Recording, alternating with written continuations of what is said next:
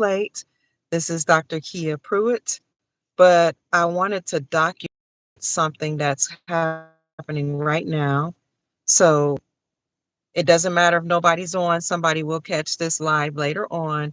It is now Friday, so happy Friday.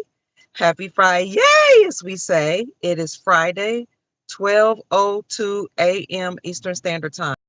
But it's late. It's late here Friday. It just Thursday night just happened, but as you all know, 12 o'clock starts a new time or a new day. But good evening, welcome. I just wanted you all to know that there's something serious happening right now. Hello, darling. Hi, Jamie. Oh, I didn't expect you all to be awake. Hi, Cleo. Something is going on, and I just wanted to document that earlier today, about, I want to say about 4 o'clock, it started getting really cloudy here in Jacksonville, Florida, as my son and I were traveling from a neighboring county, Clay County, over into Duval County. Hi. Hi, Kim. Hi, Sekhmet Fire Goddess. Hi, Kevin. Hi, Nothing. Hi, Tangi. Hi, Lynn, Sister Linda. Hi, Lee. Lee's approved. Hi, Boss. Hi, Martha. Wow, so many of you are up. Hi, Say's Garden. Hi, Chevy. I didn't expect anybody to be awake. Hi, Jerry. Boss man. What's up? So my son and I, hi, Larry Bolton. It's good to see you. Can you, if you happen to talk to Chief Mac, let him know I'm on. Hi, I didn't know you all would be up. So you were just watching me and the Sheik. Y'all don't go to sleep. I see. Good evening, family. So my son and I were coming from Clay County, a neighboring county, and it started getting really thick in the sky. Like this film was over the sky. And so my son said, Mom, it looks like it's going to rain. And I told him, I said, yeah, it does look like it's going to rain, but it rained the other day, and I'm not quite sure if it's going to rain. Middleburg, we were in Middleburg, that's Clay County. And so that was about 4 o'clock. And then about 5 o'clock, I asked him, do you smell that? And it's like, faintly. So then at 6 o'clock, I was like, son, it's getting stronger and stronger. And I told him, I said, I don't know if it's going to rain, because every night for almost a month, I've smelled this very strong smell that smells like something's burning. And it's been so bad that I would come out of my house and open the door and look outside, and you could just see this thick cloud. Now, about 5 or 6, you just see the sky kind of look glazed over like it's cloudy, but by 9 o'clock in the evening, it gets stronger and stronger. Then at 11 o'clock, by 11 o'clock tonight, I could hardly breathe. It's that bad. You saw the WhatsApp comment.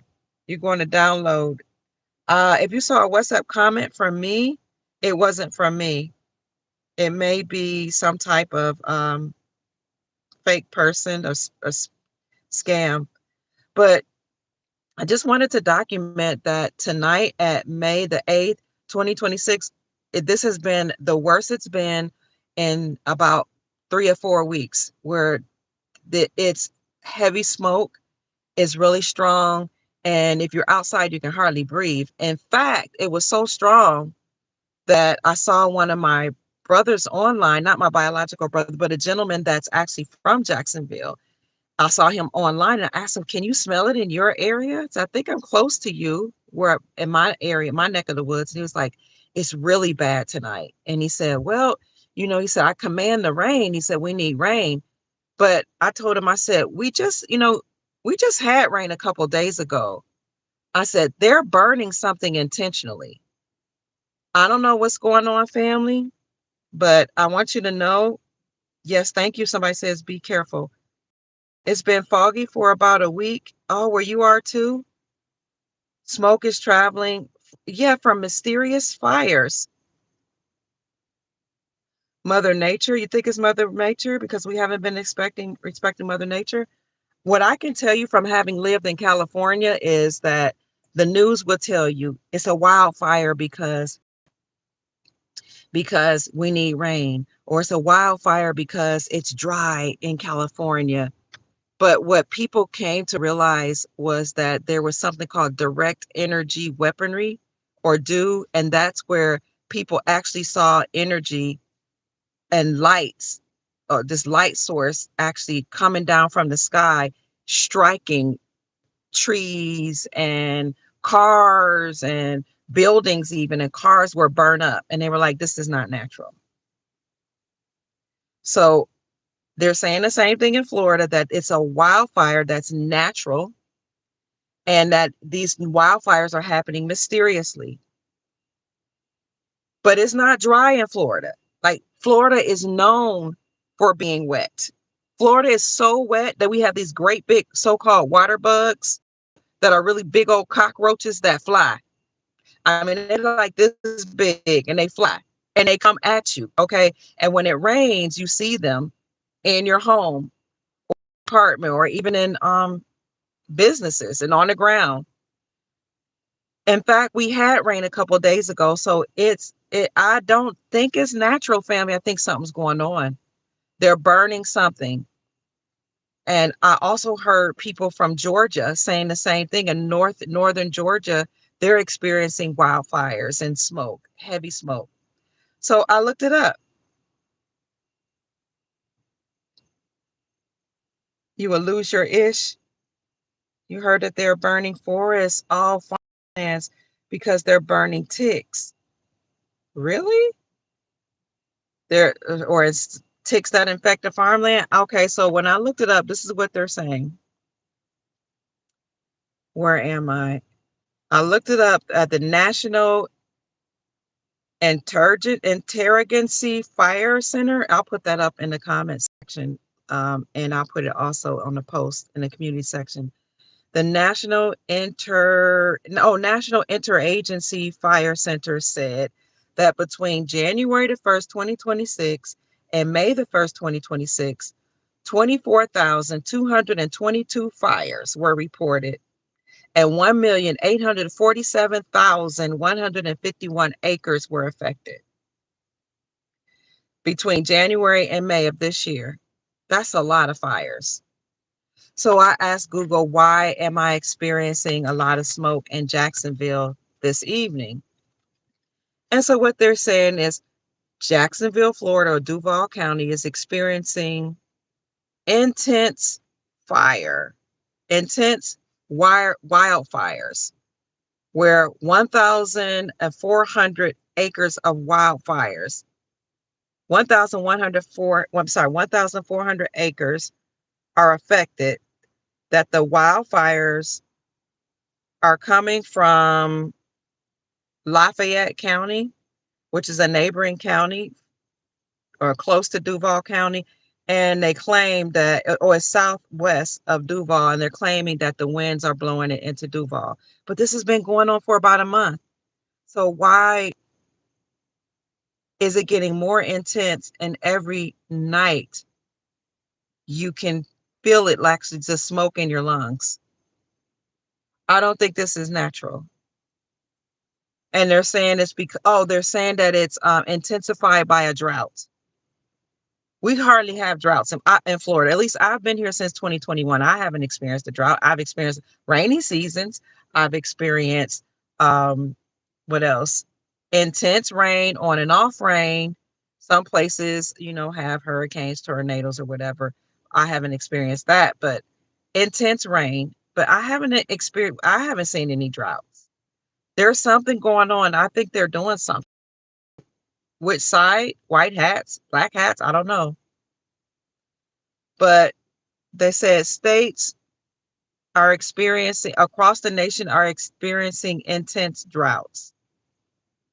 They're also saying that lightning storms are causing fires and wildfires in Florida. Like I said, having lived in California on and off for many years, I can tell you that they were saying the same thing. But then people started actually seeing directed energy weaponry in the sky. And they were also wondering, why were the trees actually why did they have burn holes, and why were cars melted? So that's what's going on. And then Peace and love to you too. You're saying not in Florida? There are no droughts? Right, right. So what do y'all think is happening? Not NASA is trying to set up shop surrounding areas, data centers. Okay. I don't think I live near chemical plants. I don't know. Directed, what you say about directed energy? I'm trying to read your comments. No place to run to. You saw a water bug the other day? Oh, they're here. They're huge in Florida. Dew, yep, the dew is real. They're targeting many areas. Yep, directed energy weaponry. The same thing happened in Europe, where you are. The next day, you had really weird weather, cloudy, couldn't see the sun. It's been really cloudy here too. They're burning forests, farmlands. That's wild. Plasma fires have increased. So something else that's going on in the news. Thank you for the hearts and thank you for 400 people being in the chat. California joins Texas, Pennsylvania, New Jersey, Ohio, Michigan, Indiana, and more in an alarming crisis of jet fuel shortages. Well, we can see that in the gas prices. The gas prices went up by 20 cents, 20 more cents just like 2 or 3 days ago. Now gas is like $4.59, $4.59, $4.60 in some area in Jacksonville, Florida. So they're saying many states are experiencing crisis of jet fuel shortages and energy blackouts as the United States struggle with skyrocketing import costs and deported LNG, LPG, and crude oil stocks. Many states are grappling with escalating fuel crises. We can see that. And it's severely impacting economies all across America and probably the globe. And it's affecting daily operations. What I see happening is that it's either going to be an orchestrated shutdown of some sort, either a slowdown or a shutdown. I don't know what that's going to look like. So they're trying to get people to be still. But the gas price is $4.69 here, 59 cents, I think 4.59 in Jacksonville. A lot of people are saying that it's getting harder and harder to transport themselves to work. So more and more people are depending upon ride shares like Lyft and Uber. What's the gas price in your area, family? You can feel shut down in the air. Hi, family. You saying hi, Kia. Gas is absolutely treacherous right now. $6.80 in California. Horseshoe says, oh my God. That's high. 549 where you are, 409. Malik says 499. Jazzy says 397 in Oklahoma, Mustang, Oklahoma. Is that an increase? So gas prices are going up, food prices are going up, and in some places rents are going back up. When Trump first came back in office, the rents were going down. And then with the mass deportation, rents started decreasing. But with the war, it seems like rent prices are going up. And it's really causing a lot of people to be stressed out. 429 gas in New York, Michigan, or where's MIA? 446, 595 where you are, 489 in Wisconsin. I travel to 2 customers for my business. So it's going up by 39 cents, some places 54 cents in other. We're making America great again. It looks like we're gonna have to go through a little tough patch first. No, I'm not gonna be in Philly for Mother's Day. Only because I don't want to, I live all the way in Florida and I don't want to travel right now because a lot of airplanes are being grounded. That's another thing I wanted to report. Air flights are being canceled. Airplanes are being grounded. Flights are being rerouted. And I just didn't want to be caught up in that. Rents are going up in Indiana by $100. It is tough right now. I honestly think it's going to happen for the next maybe 324 days. And after that, it's going to go down after Mother's Day. That's when the Empress Rare Bird will be going to Philadelphia until they claim the land. Thank you, ye our gods. You'll be walking around to save gasoline. I know, right? We can walk. You know what? You brought up a great point. God gave us feet. We can walk. We don't have to be stressed out about driving when we can walk. Gas went up in Massachusetts 414 to 460. A recession is coming. Don't you feel like we're already in a recession? So, um, dang, I drank all that water that quickly. So I was, on Mother's Day, they're supposed to have like a rally, right, of the women. In the 1990s, I went to Philadelphia. I don't know if people know that there was a Million Women's March in Philadelphia in the 1990s. I was there. I was in my 20s. I went to the Million Man March, so did my sons. But I was definitely at the Million Women's March. Well, I was around the Million Man's March. I didn't march with the men, but I was there with the women. And it was nice. A lot of sisters gathered. They talked. They had a lot of vendors there. Uh, but there are two things I need before I go to a place now that I'm in my 50s. First of all, I need comfort and convenience. So I didn't want to travel right now with the air flights, you know, issue going on. And then fuel prices are high, but I need it to be where I feel safe and it makes sense for me to travel. I could driving that far would have been a lot, would have been a lot for me. I don't really like being on the road at night alone, so I would have had to have my sons with me. And so that's one reason I didn't go to Philadelphia. Secondly, I didn't know what the plan was. So typically when I go someplace, especially the older I get, I need to know what the plans are, what they look like, what the goals are, how we intend to accomplish the goals. And I'm sure the women that are going have everything mapped out, but I just didn't know exactly what was going on. Because in the past, when you would have marches like the Million Man's March and the Women's March, what I noticed when I was in my 20s and 30s and even 40s is that a lot of people would make money from all the people that travel from afar. And you will have a lot of vendors there and you have a lot of speakers, but not necessarily solutions. And whereas you come away feeling like, oh, I got to meet a lot of people, I didn't necessarily see anything happen that mattered.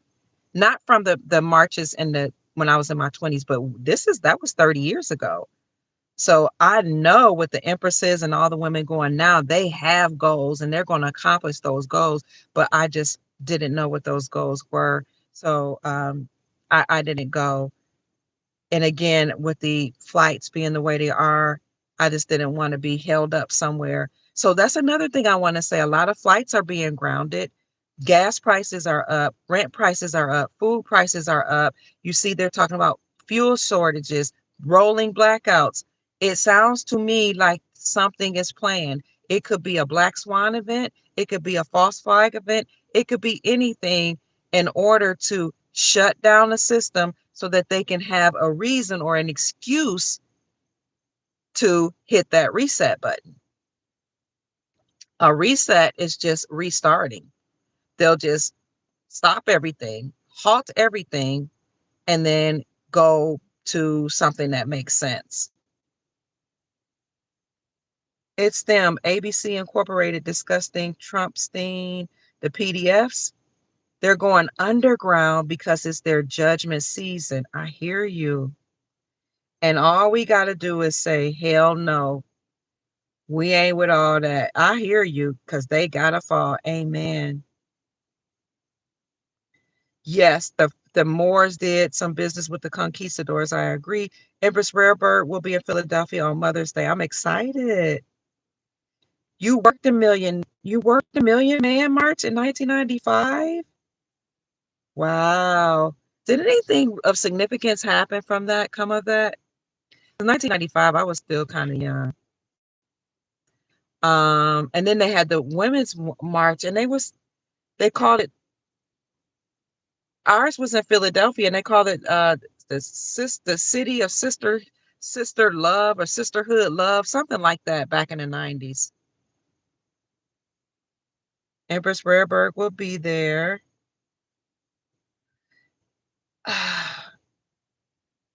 What's my thoughts on voting? I just tell people to vote. That's a personal thing. I really don't have any thoughts. So all these things are happening, and as somebody mentioned in the comments section, there was a VIRUS that happened on a cruise ship, and allegedly 3 people passed away. 3, that's their number. The Trinity: Father, Mother, Holy Ghost. Father, Mother, Son. Asar, Aset, Heru. Who else? Asar, Aset, Heru. Who else is that? Horus. Horus is the child. Who's the father and the mother of Horus?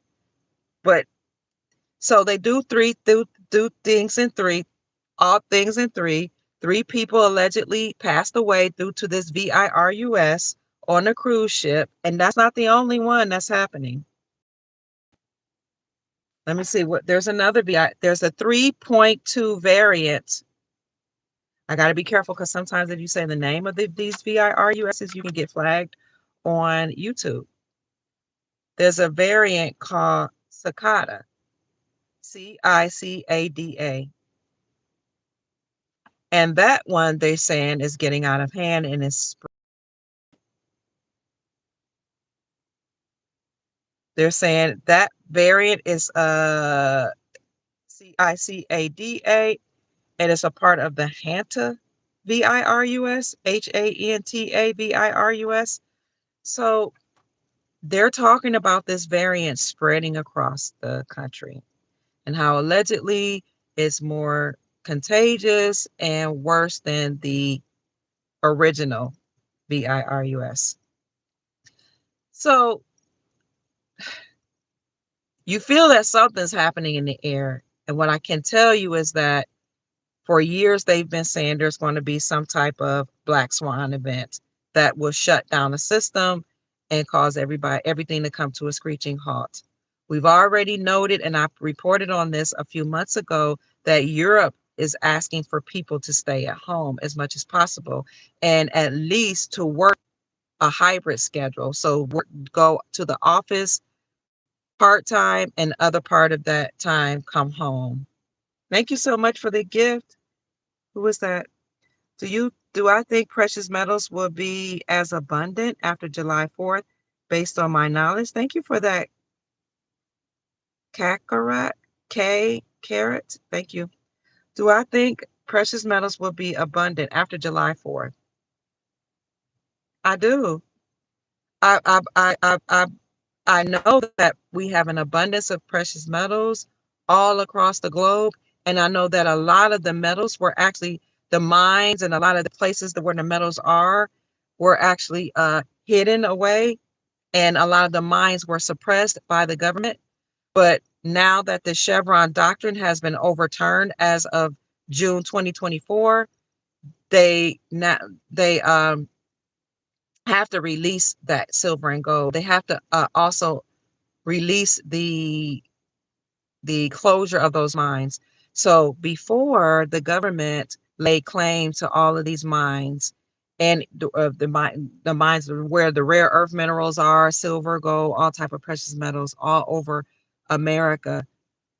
And the Chevron doctrine gave the government unlimited powers to control the lands as well as to control the people through their 445 government agencies.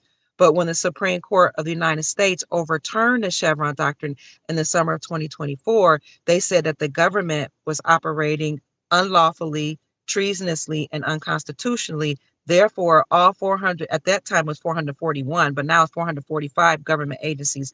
All of them have to be dismantled. Another thing that happened is not only do all of those 445 government agencies have to be dismantled, meaning they have to be taken down. But all those lands that were claimed by the government and they were suppressed and nobody could mine on them, now those lands have to be set free. Now the government can no longer control them. And that is the $250 trillion of, what are they calling it? The secret Trump $250 trillion of trust money that's supposed to be released is actually coming from those lands. So now the government can no longer suppress them. So when people wanted to mine on the land, they wanted to release the land, free the land for gold, silver, and precious metals and rare earth metals, they had to go through a lot of government red tape. And the government was preventing them. But now the Chevron doctrine has been overturned. So all that has been set free. So absolutely now that wealth, we Americans. And I don't know if you saw this, I reported this in my private group a year ago. That's one of the benefits of being a part of my private group. You can feel free to join if you'd like to. You can hit the join button and follow the prompts. But as we reported a year ago, that James Rickards, or Jim Rickards, was an economist and a businessman. He knows all the political affiliates and figures. He said last year that a $250 trillion trust would be released under the Trump administration, but people didn't know what he was talking about, where he was coming from. He's talking about those mines all around the Colorado River, all that gold around the Colorado River. There's gold in the Grand Canyon. There's a lot of gold and mines in Texas that was suppressed, and all along the West Coast, all that was suppressed and closed off. But now it's opened up. Now that the Chevron doctrine has been overturned, now you don't have to go through a lot of government red tape. So we're going to be set free. But everything's going to come to some type of halt. But this happens at the end of every empire. The people in power print as much money as they can. They rack up the debt, and they do secure themselves some assets. But after they print as much money as they can and they rack up the debt, they crash that system. And then they go towards a new monetary system, or back to a sound monetary system, which is the gold standard. That's called the crack up boom. Spend as much money as you can, print it up, rack up the debt. Remember, we've reached the debt ceiling, Janet Yellen said. We got to take extraordinary measures to alleviate this problem, she said, under the Biden administration. Well, we have reached the debt ceiling. Now it's supposedly $3.9 trillion. And now they're trying to cause panic by saying that Warsh, who is the new Fed chair, is trying to do what I call it, federal regression or repression. He's trying to get private funds to pay off the debt.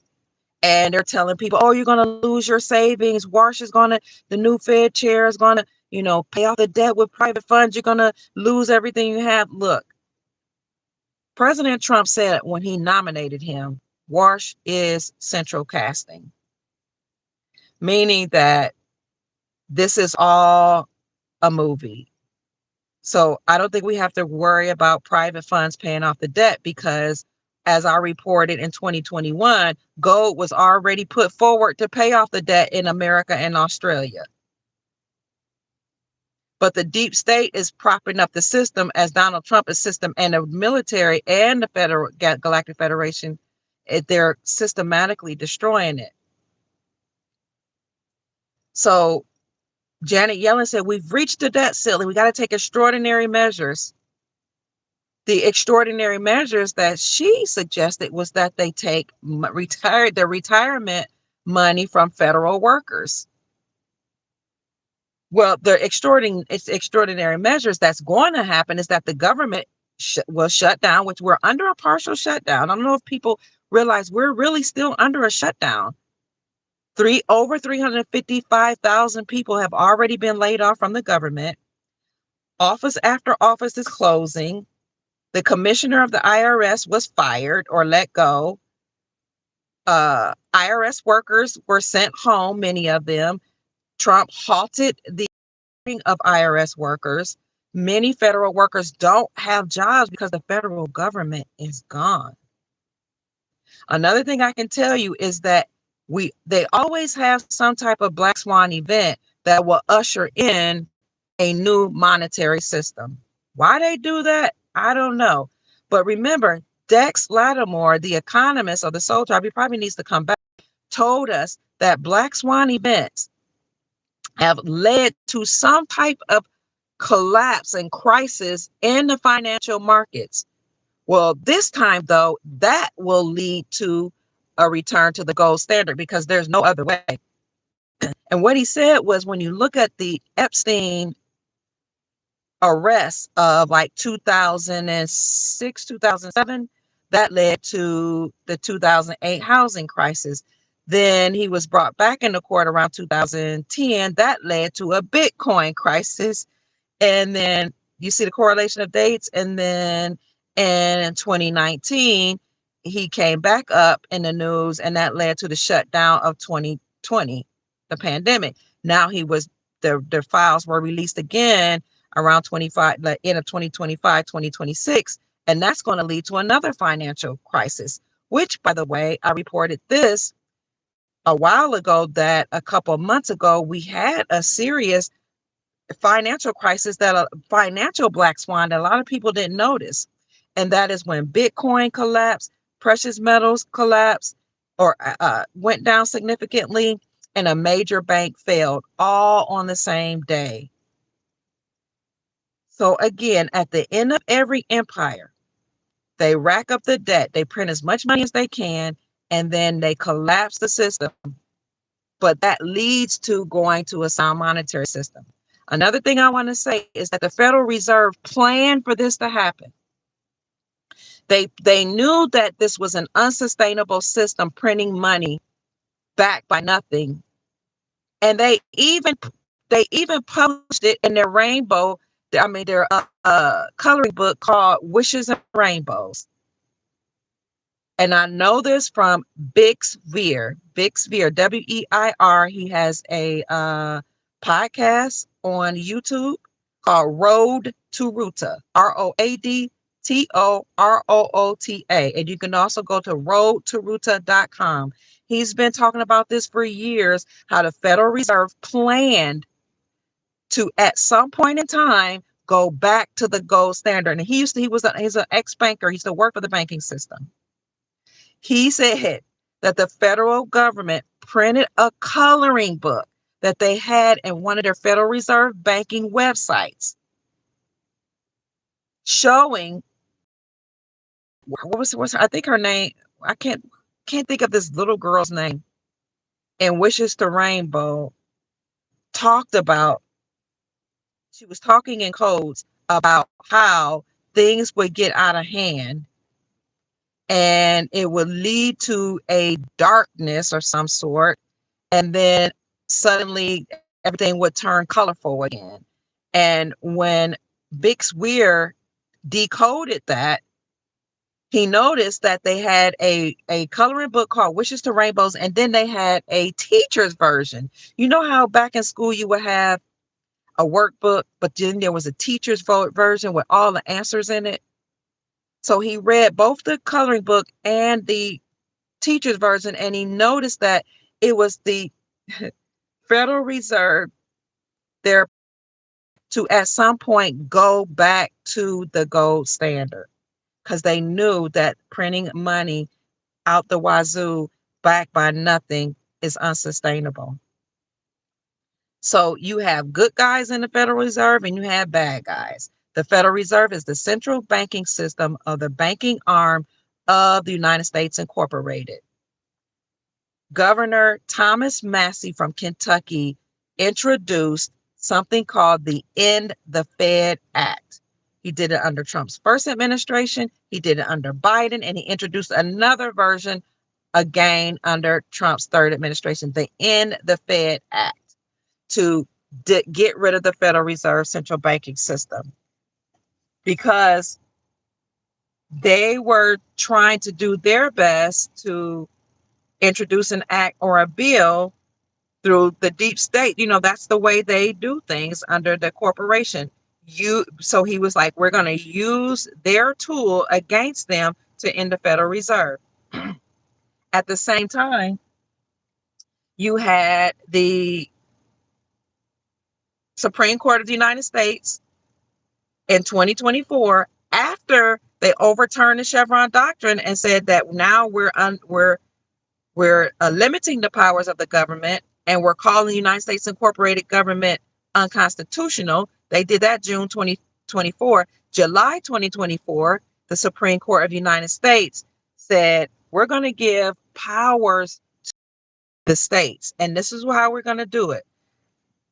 We're going to rule that state-sponsored banks can operate independently from the Federal Reserve central banking system. They can have their own charter, they can make their own rules, and they can issue out their own gold-backed currency. So this means now that all state-sponsored banks are now sovereign. Why? Because the republic is being restored.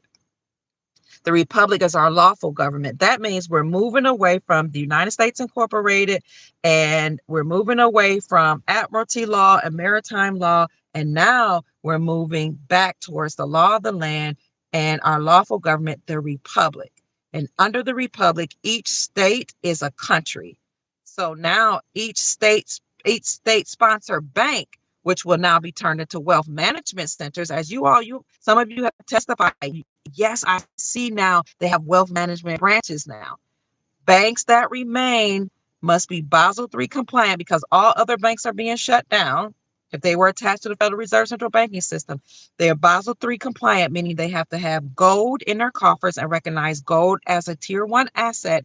And they have to have tier 2 foreign reserve notes, which is foreign currencies, in their coffers. And what the articles that I found a couple years ago state is that the reason why banks that have to be Basel III compliant is because gold, silver, and these tier 2 assets or foreign currencies will protect the banks against any foreseeable financial or economic crisis or collapse. So now the banks that are still alive, they will be okay because they have real money. They recognize gold as a tier 1 asset, which just means they recognize gold as money and not the United States dollar. The dollar is gone.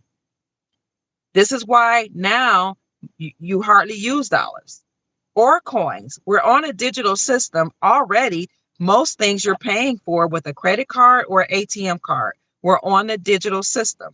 So we'll be using digital coins, we'll be using gold and silver, and if we use any currency, it will be gold back. This is why the United States Treasury recently released a report stating that they approved President Trump's plan to phase out all paper currencies and use in its stead gold and cryptocurrencies.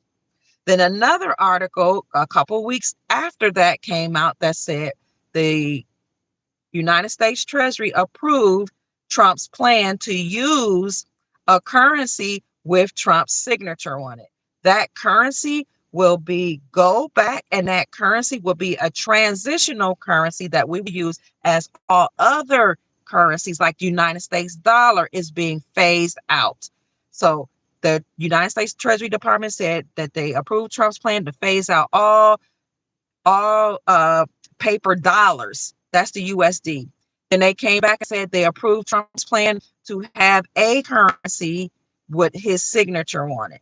That's never happened before. That's unprecedented. But that will be a transitional currency that we will use that's gold back to phase out all currencies. And then we'll, in the meantime, be using an additional and eventually only digital currencies and gold and silver. So yes, gold and silver will be in abundance. It's already in abundance. It's just been held captive by the government that was keeping a cap on those lands and also stealing the gold and silver from people here in America and all across the globe. But many countries have repatriated their gold back from the Vatican. And that's why people reported that they saw all these different planes. I don't remember how many tons of gold and artifacts were delivered and repatriated back to different countries from the Vatican. So when first pope died, that was like the fall of the cabal. And then the second pope that came on is now Pope Leo the Lion, who is a Moor, or he has ties to Chicago. He's ties to, I think he's Cherokee or something like that, because everything's being returned back to the land and back to the indigenous people, because the indigenous people or original Americans are, they have claims to the land, and they are the ones that wrote the republic, wrote the Constitution for the republic, which is based on Iroquois law, or however you say Iroquois. So back to the financial talk. There's usually some type of black swan event that leads to a return to the gold standard. There's usually something that will happen that causes them to push that reset button. Will it be a virus? I don't know. That would be an overt shutdown, like, this outright shutdown, and then where they won't even be quiet about it. I think the way we'll know if that's what happens is we keep our eyes on what they say about this new variant, but also look at, what do they call essential workers? Because essential workers usually are notified before everybody else. Before the world shut down, my son had come to me. He was a trucker at the time, and he said, "Mom, we got these notices, all the truckers did, from our jobs, that say we can be on the street in the event of a curfew." And he was like, why they would say that, I don't know, because nobody's been talking about a curfew, but something's up. And I think that was like around January, February, and January, because it just so happened that in November and December of 2019, November, December, they had a few cases of the virus, remember? So November and December, there were a few cases. And then my son came home. He's like, "Mom, we got a notification saying that we can be out in an event of a curfew." He's like, "I don't know what's going on, but this is suspicious." And at the time, I was working as a substitute school teacher in Kentucky, where we lived. And they were having emergency meetings with the teachers. Now, I was a substitute, so I was covering for classes. A coach came back from this meeting because he was also working in administration. And they were being real hush-hush about these emergency meetings. And when the coach came back, he started talking to some of the other teachers in the classroom that I was covering. So I hadn't left yet, because they were just coming back from the meeting. And I happened to be sitting in close proximity to the coach who was working in administration. He was whispering to his friends. He was like, "I'm not supposed to tell you all this, but we're about to send all the students home with NTI.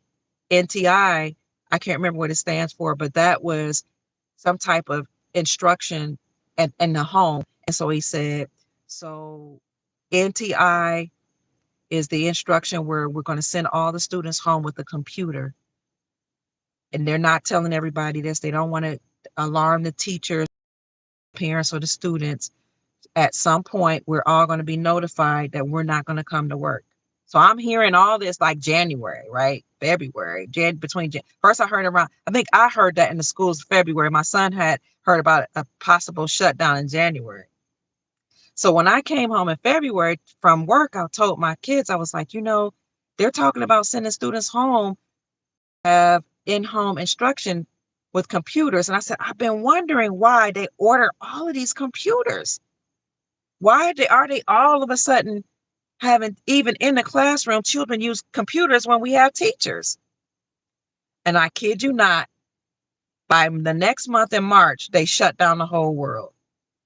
So all I'm saying, family, is if they're talking about this virus now and alleging that 3 people passed away on this cruise ship, at the same time, gas prices are high. You have all these fires and wildfires happening. There's a fuel shortage. Something is up. It could be an a covert shutdown where they really just kind of get people to be still, in addition to the planes being halted, flights being grounded, you know, maybe they're just forcing everybody to be still while they push that reset button. Or they might just call for an outright shutdown because we we reported a couple like a month or two ago that they were already closing bridges, not just in America, in Canada, and in Europe. They were closing bridges and they were asking people to work from home because of the fuel shortage. So something is up. I would just encourage us to be proactive and know that the last time we saw a mention of the VIRUS and the last time where they were talking about children being at home, because now somebody told me that now they're talking about children learning by AI, right? And we know that the Department of Education has been shut down. I reported on that already. We know that many states are offering scholarships now for you to teach your children at home or a private school, but they're really pushing for homeschooling.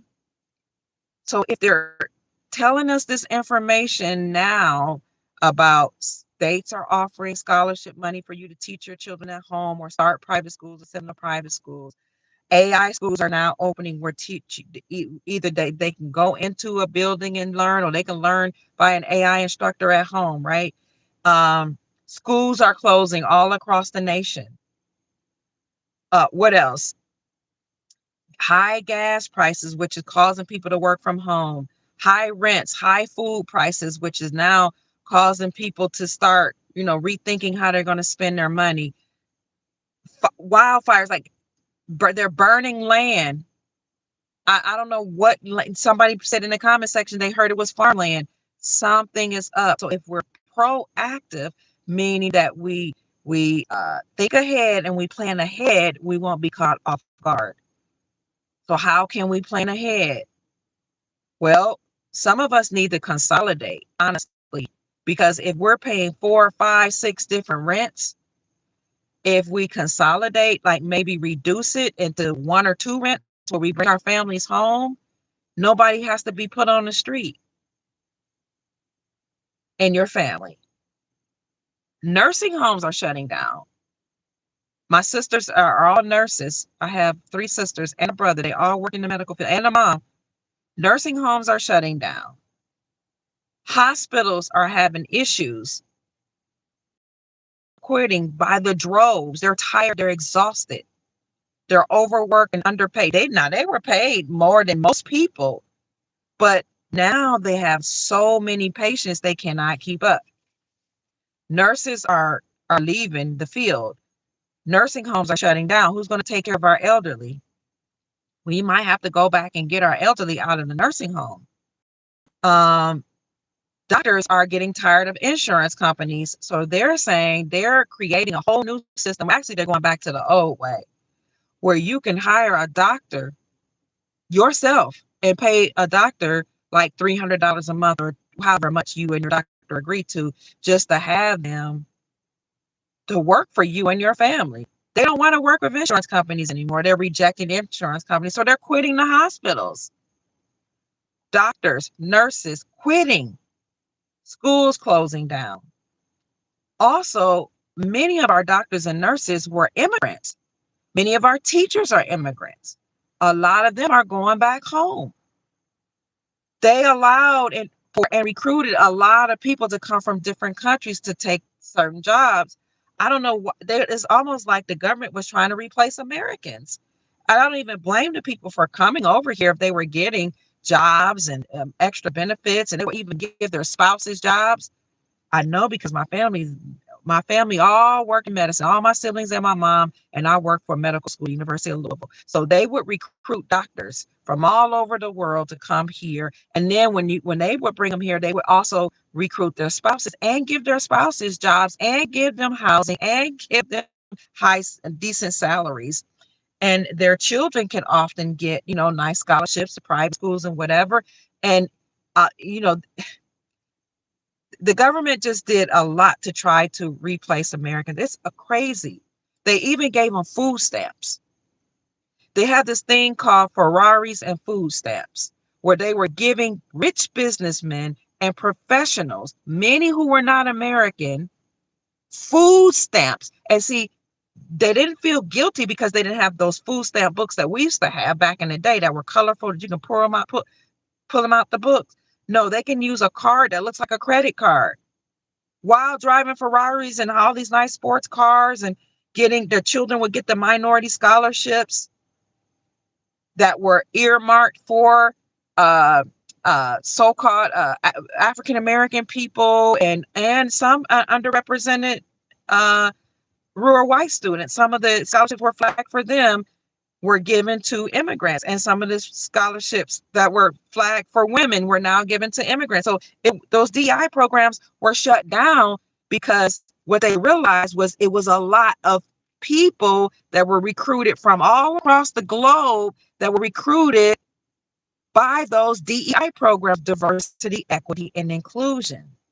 They made you think it was a bunch of Black women. They made you think it was a bunch of Caucasian women, but it was really, maybe it was for them initially, but it was really given to people from other countries.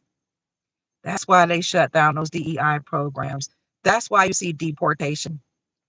It's not that they're trying to be racist, in my opinion.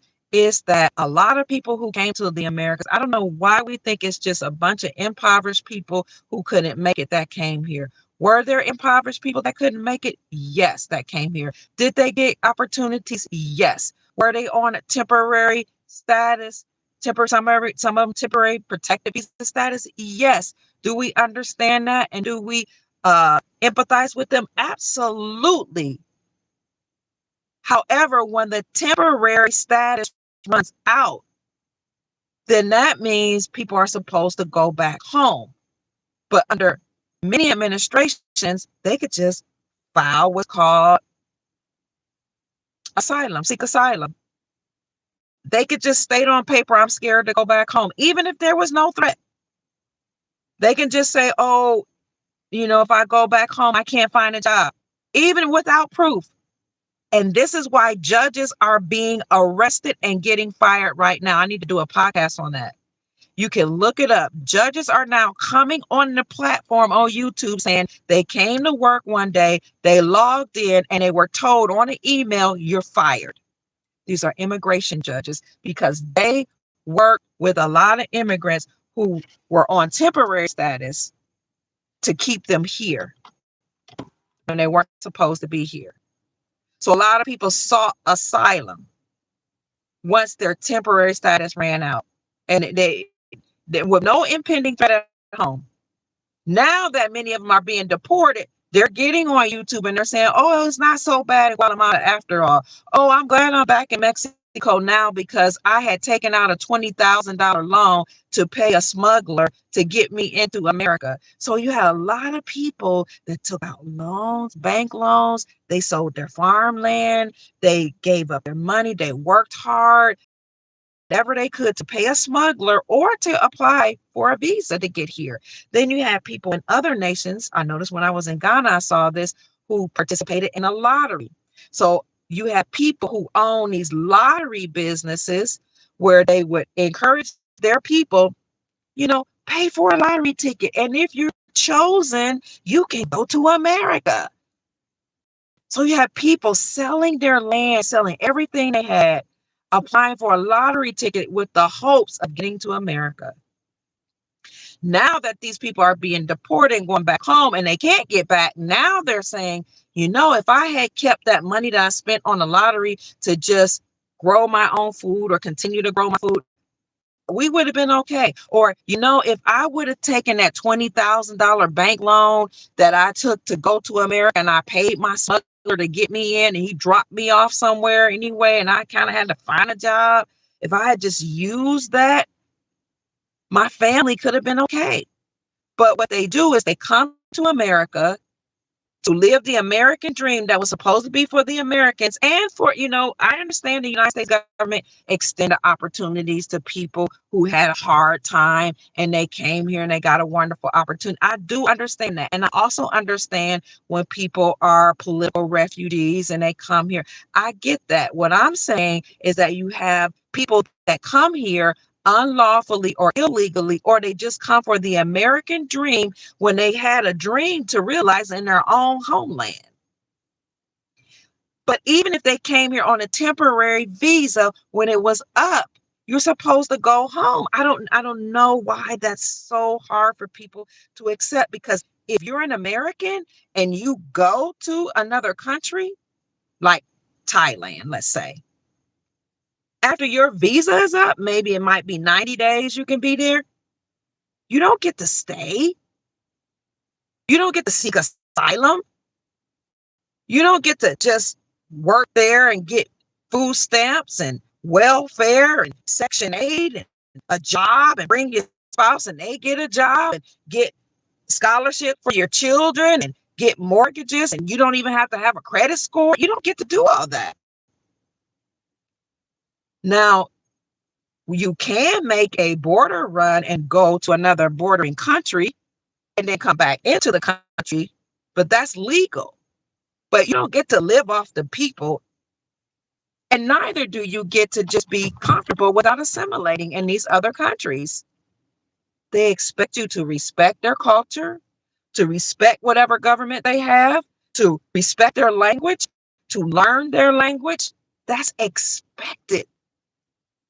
To basically to be very, very cordial, to know your place, to be humble even, to not cause a scene, and to blend in as much as possible. Every other place in the world except for America, we've been very gracious, we've been very merciful, very kind, and very long suffering. But now we're at a crossroads where so much money has been given to other people, so many lands, so many resources. So now that, so much so that the American people are struggling and on the streets, homeless. The veterans that have fought for the freedoms of our people and fought for the country are on the street, homeless. In fact, on the report I'm going to do about raids, FBI raids, they're raiding places that have kept benefits from veterans, benefits to other people. So we're at a crossroads where the government is not trying to be mean or racist or lack compassion for other nations, but places like, I was just happened to be looking at videos about Guatemala. 30% of the GDP is from money from America. In many nations, a great percentage, 10, 20, 30% of the gross domestic product, 30% of the GDP,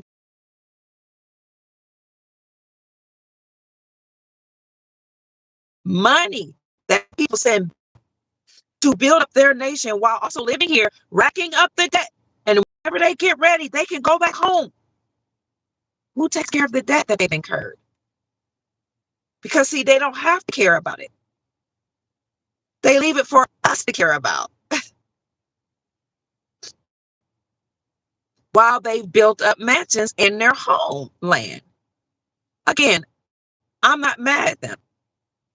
It's not my place to be mad at somebody that's taking advantage of opportunities and availing themselves of the opportunity granted to them. Free money, free lunch. You can live here. You don't have to learn the language. You don't have to melt in with the people. You don't have to assimilate. You don't have to care about the black folks. You can exploit them because they're slaves from Africa, allegedly. But now the sleeping giant is waking up and people are saying, I'm not from Africa. I am the autogenous original American. I am the 1828 Webster's definition of American, the copper-colored races discovered by Europeans, but now applied to Europeans. I know about identity theft. I know about all the people shipped into Ellis Island from Europe. They are the ones that came on slave ships. And they were given classification of American when they're not American. The 1828 Webster's definition of American, the copper-colored races discovered by Europeans but now applied to Europeans, the United States government allowed that to happen. Allowed that to happen. We're saying we've had enough of everybody coming here, building up their towers and their hotels and their motels and their gas stations and their resorts and their country clubs and their beachfront houses and their mansions and their homes and their this and their that's and their stores and their haciendas and their this and their that, and they got their own little communities where they only speak their language, and they got all this on our land, and we're not even invited. In fact, we're discluded. In fact, they have deed restricted properties.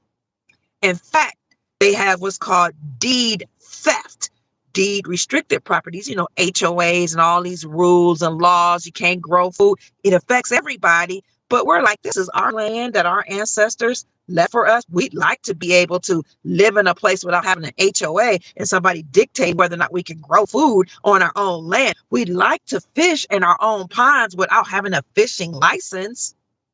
We'd like to swim in our own beaches, go in our own springs, enjoy our own lakes without lakefront communities keeping us out of our own communities. We have to have credit scores. They don't. We have to have, they don't. Who is the they you talking about, Pruitt? I'm talking about all the people they're inviting over here that they're recruiting and giving good jobs to and allowing them to access our birth certificate bonds and our Social Security bank accounts to build up all these businesses while they invite their spouses and pay them off and give them all these things without a mortgage, without a credit score. Well, we have to all go through that. Whether you're a white American or a so-called Black American, you have to have a credit score. But a lot of these people coming from other places don't. We're not mad at them saying we've had enough with the government allowing that. But now the government is shut down. They're closed. And that means the whole world might shut down while they push that reset button, which is why Charles III came here.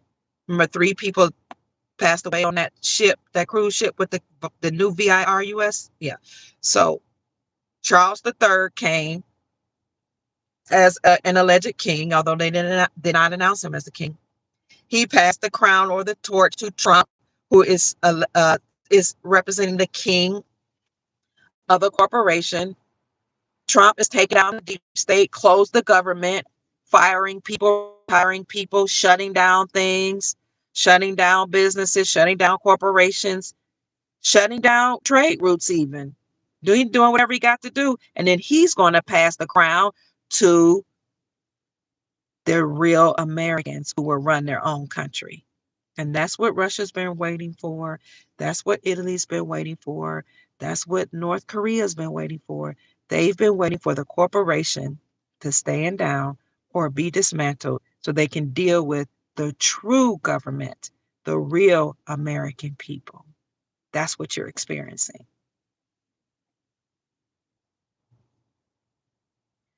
So I know it makes people uncomfortable to talk about citizenship, but when you see, I'm going to say this as plainly as I can. The United States government granted citizenship. The United States government granted privileges. Citizens get privileges. The United States government no longer exists. This is why the citizenship question has to be brought to the table, because the Republic did not grant citizenship. The Republic did not grant privileges. The Republic bestowed rights upon Americans. citizens are not Americans. You're not a legal American. You're not a lawful American. You're not an American. You're a United States citizen. Even if you called yourself legal, it doesn't matter, because legal means you're beholden to the corporation that granted you the privileges of having legalities under their statutes, policies, and codes. But when the United States government has collapsed, that means all the privileges of the United States government collapse along with it. That means that the citizenship collapses along with it. So you can be legal, but not lawful. The republic has laws, the laws of the land. We have a constitution for our republic. Did the constitution for the republic grant citizenship? No. Did the constitution for our republic, our lawful government, grant privileges to all these people that they brought from all over the world? No. Therefore, everything that the United States Incorporated did against the republic for our country has to cease and desist and be dismantled. That's not racism. That's not classism. That's not Trump being nasty, mean, angry, or greedy. That's the law of the land. So the same people that says they're all for the laws are the same people that's going to have to deal with the consequences of being all for the laws, because it's a new reality that we've now entered in. So everything's being burned down. We smell the fire and the ramifications of a system being burning down. All these farmlands and different lands and different real estate that had a lot of nefarious activities on it. That's going to be burned down. A lot of places that had no business being erected on our holy lands, the lands of our ancestors. That's what makes it holy, where we have our temples and our mounds and our burial grounds of our ancestors, and all of those courtyards and all of those golf courses and all those lands that's protected from the Black people and the poor people. Those are our ancient burial grounds. That's why it's so beautiful in those gated communities and all those communities where they have golf courses. That's our lands. It has to be returned. So a lot of people are going to be uncomfortable because they had what's called privilege. Under the old system, it was called white privilege. It wasn't about skin complexion necessarily. It was about white privilege, or having the privilege of the people on the land, because the status of white belongs to the Aboriginal, autogenous, copper-colored races encountered by Europeans. White status was given to the free white persons on the land, erroneously classified as Black, Negro, colored, Indian, whatever. These are the Indians, the real indigenous peoples.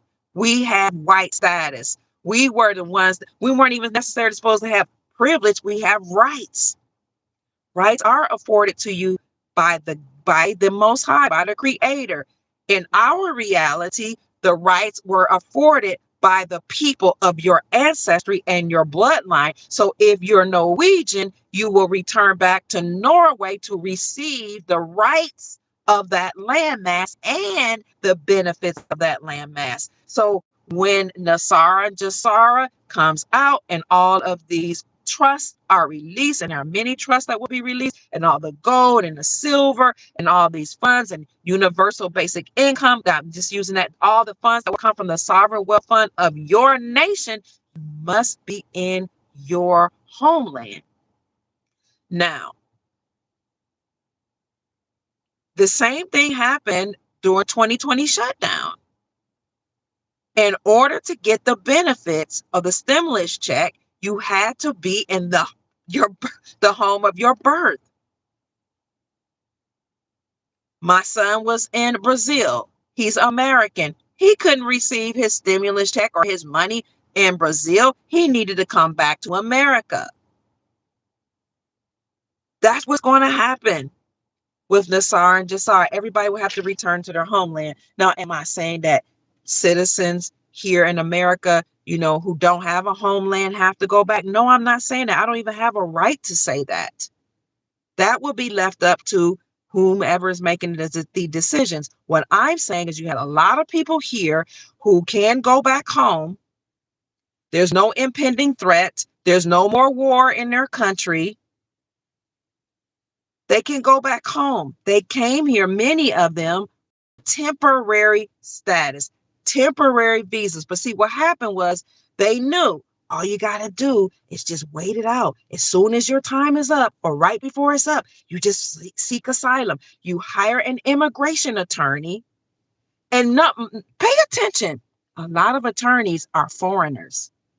A lot of immigration attorneys are from Hispanic countries, Latin countries, African countries, etc., etc. A lot of them are not even American. There might even be European, from European nations. Why? Because they might be a lawyer in their country. They could just come right here, take a few classes, and practice law here. As a matter of fact, they could be undocumented students and get a law degree in America. Undocumented, illegal, unlawful, and get a law degree, a whole degree, and pass the British Accredited Registry, the bar exam, and practice law. How do you know that, Pruitt? Because I worked in higher education administration. That's what I spent most of my life. I spent time as an educator, and then a counselor and a therapist, and then I worked in higher education on many different campuses in administration and in student affairs. So I saw undocumented student offices, and I saw that they got free housing, they got scholarships, they got money all the way up from graduate school, and law school. And they can even go to an Ivy League college. In fact, they can go to Stanford and other universities to get a law degree and practice law. So a lot of these people who practice law went into immigration law or other law. How do you practice law in America and not even be American? Where else can you do that? This lets me know that whoever was over the government, the United States Incorporated, they weren't American. They were overtaken by enemy forces. Now they have to stand down. So people would come to America undocumented, some legally, some not legally. When their visas were up, they would seek asylum, hire an immigration attorney, go before the judges, who are also many of them immigrants or foreigners, okay? Or if they were American, they were still working for the British Accredited Registry, which is the bar exam, which means they were working for the British Crown and not we the people. They would go before these judges and be allowed to stay in our country, be allowed to become a citizen. And they would come, and then they would bring other people over here, their friends and family members and colleagues, tell them, come over here pregnant, drop your load here, have your baby on these lands, and then the child would get birthright citizenship, even if the parents were from another country. Many of these people, so you have some impoverished people, but most people who come here are not impoverished. Believe that. They come here with money. Trust, and you cannot realize the American dream, become a millionaire with $5 and no money. It's not true. A lot of people are lying. The ones that come and tell the truth, they'll tell you the truth. Like my guest that I just had he told the truth. Like, we had money. There was threats. Our lives were on the line in our country. So we escaped to America. We got a better life. But you will have a lot of people that will say, oh, we had nothing. I came on $5. I didn't know. I ain't have nothing. I know, no speak no English, no had no money.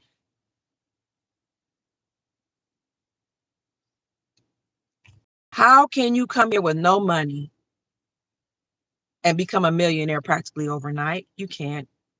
So if you look at the pyramid that I've shown many, many times, the economic pyramid, the East Indians from the Asian continent, they're at the very top. They didn't come here empty-handed. Trust and believe that. They came from the Brahmin class. That's why you don't see the darkies.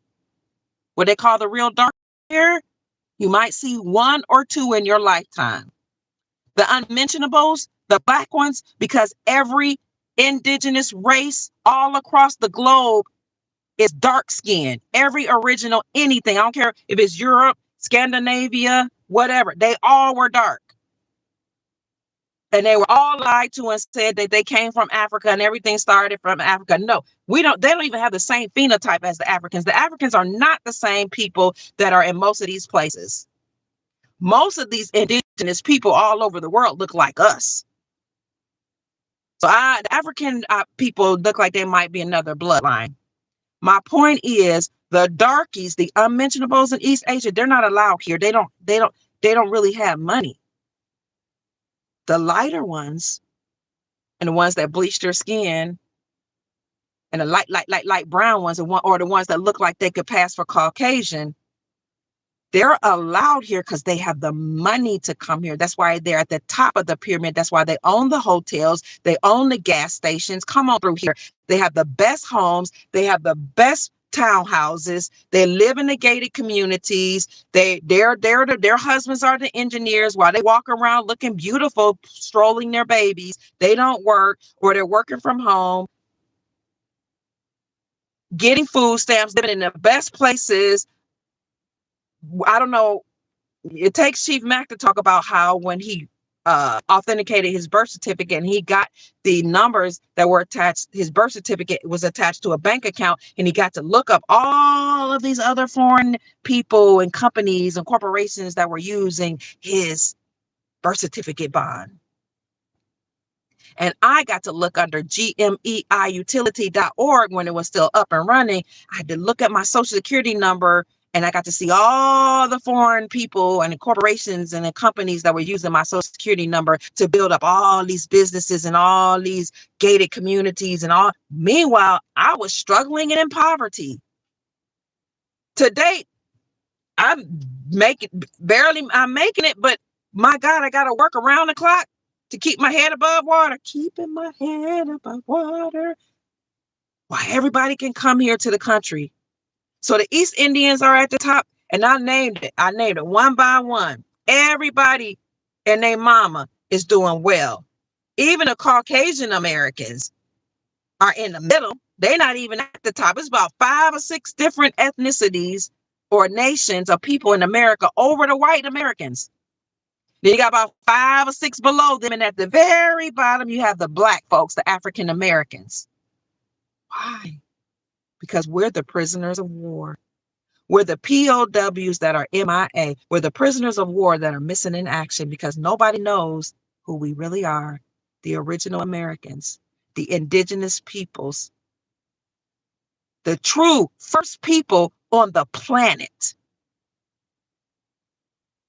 Everything started in America. That's why I showed you the ancient map. You go to my community section, I showed you the ancient map. Shows Egypt is here, Babylon is here. Heck, the Garden of Eden is in Florida. Shout out to Arisha Stone for coming on my show and telling us that. You can even look it up. Where's the Garden of Eden? They'll tell you it's in Florida. Babylon is here, Lebanon. Everything started here. And then when we had a big earthquake or whatever quake we had, the Pangea, which was in America, split apart. And people, they just, they migrated to different places. But they all started out brown. Most of those nations don't allow the brown ones to come over here because they don't have the money, because those are the ones that are oppressed all over the world. Even the Cubans that are here running Miami, run it so much, got all that money in Miami. Y'all remember Miami Vice? And they talked about all the drugs. It wasn't just the Haitians they were chasing. It was Cubans too.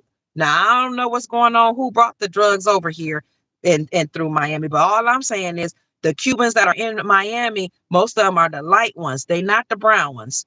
I've met a couple of the brown, very, very few of the brown ones that are my complexion. They're the ones struggling.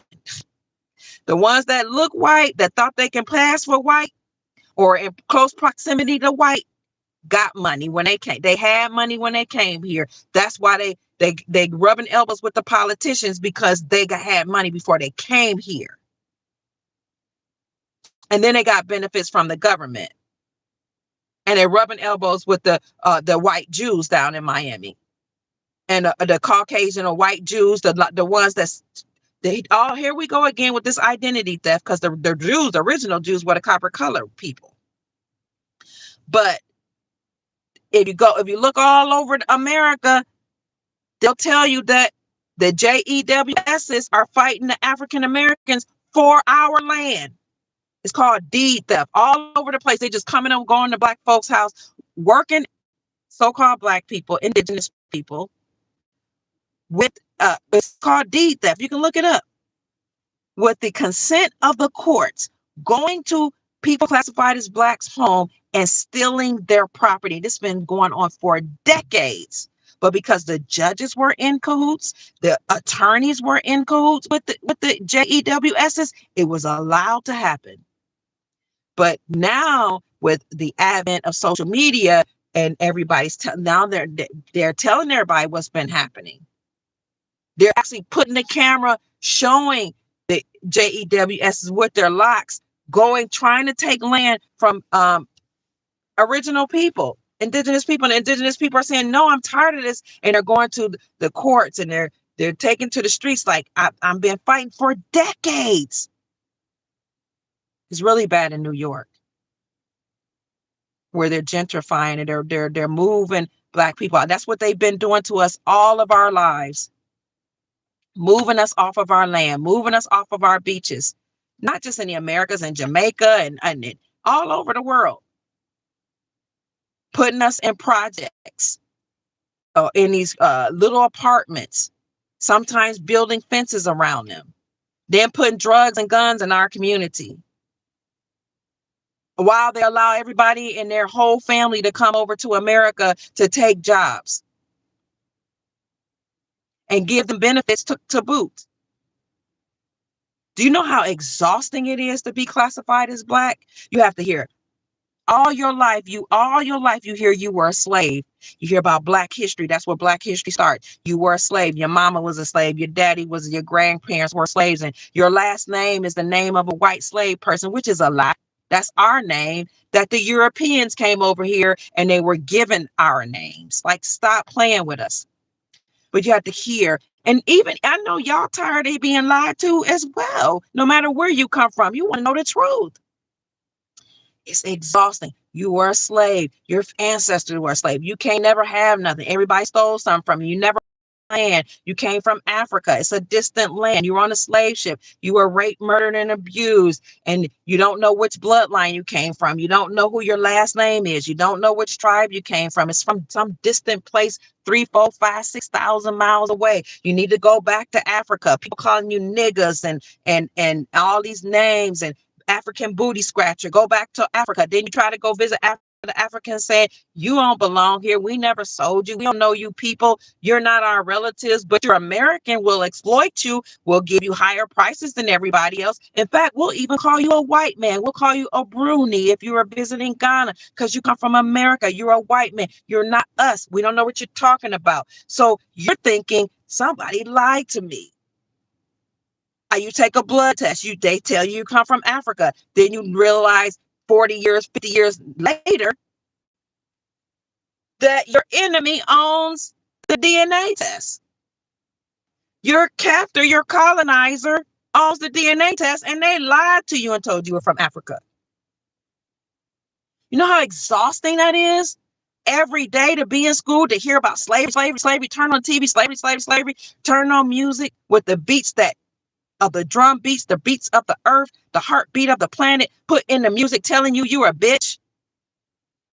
Listening to music that resonates with you because of certain frequencies, or the drum beat, because these are the tribal beats that you used to have, calling you a nigga and having shooting in the music. And then you turn on the TV and every single character that looks like you is a house maid or a bed wench to a Caucasian man. She can't marry him, but she can be his whore on the side. You know how debilitating that is, how that messes with your mind. And every child in there is some starving, hungry child that has to be saved, and every woman on there is a black woman that's angry, or she's a whore, or she can't get married, or she can't keep a man in the house, she on welfare, or she's struggling, or she's mean and nasty to her children, or she's always on welfare, or her children gonna get taken away from CPS. You got to hear about Claudine and how her husband got to be put out the house, and or the man is always in prison, or you got black exploitation. You know how exhausting it is.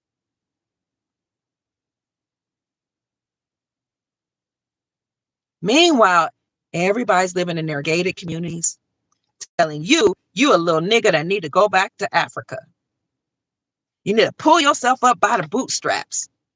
You're the welfare queen. They didn't tell you that they was on welfare. They didn't tell you that getting a grant from the government is welfare. Getting a loan from the government is welfare. Getting a business loan from the government, anything from the government is welfare. But because you have brown skin and you won't kill your babies, you need to stop having all them children, welfare queen. But then when abortion clinics is put in your community, only your community, because Margaret Sanger and the genocidal people want to unalive you because you're prisoners of war, and you start unaliving your babies, now you're a bad person because you kill your babies. But then now you're supposed to have babies. The Bible told you to be fruitful and multiply. It's natural to have babies and have sex and make love. But now the Mormons, they can have 3, 4 wives, girlfriends, whatever. And they can have many children as they want, but not you, little brown person. You're a welfare queen. You got too many babies. You need to take more birth control, or tie your tubes, or go to an abortion clinic. That's exhausting. But now Kathy and Susie, in the same school that we grow up in, they can go down south to have their babies. And they can come back and nobody ever know anything. Because the baby down south was stayed, they left down south. They left for about got pregnant in high school. Susie, Missy Ann, about 3, 4 months pregnant, went down south for a vacation, came back without a baby, and nobody ever knew. But you little welfare clinic, it's exhausting. And so the women, they carry their baby, they keep their babies. And now they're depending on the system or the government. But then we find out they were only accessing their own birth certificate bond and Social Security bond and paying themselves. And it really wasn't coming from the government at all. It was coming from the welfare, the food stamps, the Section 8 was all coming from their money. But nobody knew about it until all the immigrants came here, and everybody all of a sudden had an awakening. When the middle class woke up and saw what was happening, they were being replaced by the immigrants. They got to see how we felt. You know what else is exhausting? When you classify as Black and you're an original Aboriginal woman, you have to teach your sons how to be a bitch. You have to teach your sons how to be a punk. You have to teach your male sons who are supposed to protect you that when they go outside, they can't look a white man in the eyes. They can't look a policeman in the eyes. They can't stand up and be strong. They can't stand up and hold their back straight. You have to teach them to cower down, lower your voice. Don't look a man in the eye. Don't be a threat. Watch when a man speaks, his voice, it what you call it's thunderous. It vibrates differently. But a Black man's voice, because he is the original man, he is the blueprint, because he has dominant genes, his voice is going to be more dominant, more forceful, stronger than every other voice in the world. So everybody else is intimidated by him, by his testicles, by his ability to procreate. Even if they don't know they're intimidated by the Black man, they are, because biologically, the Black man, the dominant man with the dominant genes, is in fact the superior being, not the inferior like you've been taught in your schools all your life. It's exhausting to have to pretend like you're inferior, you're recessive, when you're not. You're dominant, you're superior, you're God's, you're the original, you're the blueprint. But you have to teach your sons to not be a threat. You have to teach your son that you get pulled over, don't say anything. Just do what they say. Just Just say yes, sir, when you know that these people are enemy forces on our land, no less. It's exhausting to pretend like you're not God when you know you're God. It's exhausting to tell your male son and your husband who's protecting you, baby, please don't be a threat. Baby, please just be quiet. Just be quiet. Just be quiet. I don't want to get shot. Please, please, please, please, please, officer, don't shoot him. Please, please, please. I beg you. I'm on my knees. I've been through that. I reported on my channel, and people were in my channel, in the comment section saying, you must have deserved it, because I reported that in Louisville, Kentucky, in a place called 4th Street Live, where the white people came and bought up the land there, bought up downtown, and some foreigners, and then told the original people, you're not allowed. This was in 2012. You're not allowed. So you could petition to come. So I came to 4th Street Live with some of my buddies, because I'm a professional.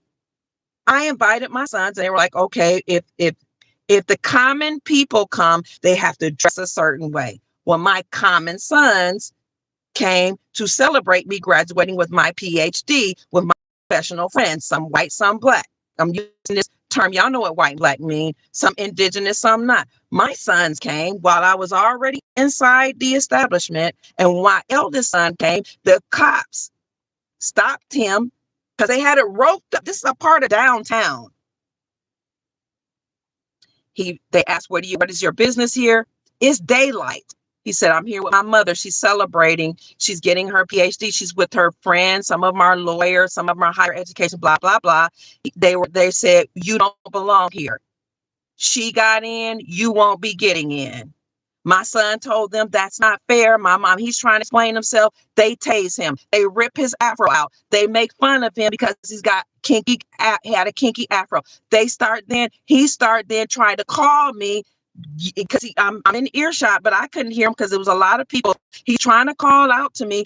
They start beating him and tasing him and ripping his shirt. And to this day, he got a scar on his face because some Caucasian cops thought that my brown indigenous son didn't belong on his own land and an establishment that their little dollars bought.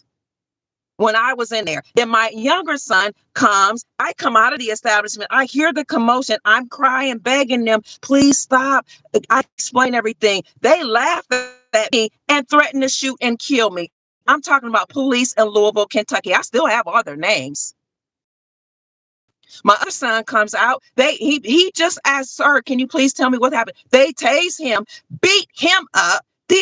Dex Lattimore is an economist, graduated with the degree in business economics with the specialty in international economics, has traveled with Malcolm X's daughter, who happens to be a godmom of sorts, who taught him at University of Louisville, has met presidents, chiefs all over the world, traveled all over the world. My son Douglas was the first and the youngest broker in the whole Kentucky region. All my kids graduated from high school would be above a 4.0, which 4.0 is the limit, above a 4.0, all went to college on academic scholarships, all did extremely well. And these two young men, because they happen to look brown in the wrong part of town, downtown Louisville, really beat my sons up and charged me for the cops beating them so bad they ripped their pants and charged us for them ripping their pants.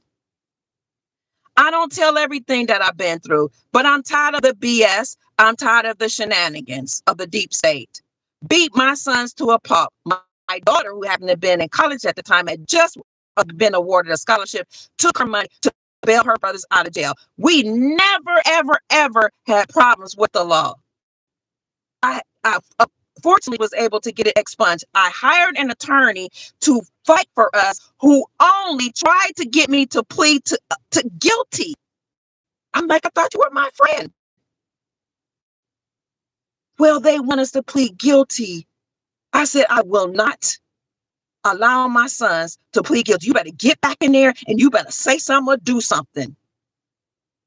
Because while you've been sniffing and smiling and acting like you just can't wait to get a date with me, and I wouldn't sleep with you because you were married, but I did at least hire you to please plead the case for my son. You're going to ask me to plead guilty? My son, are you really?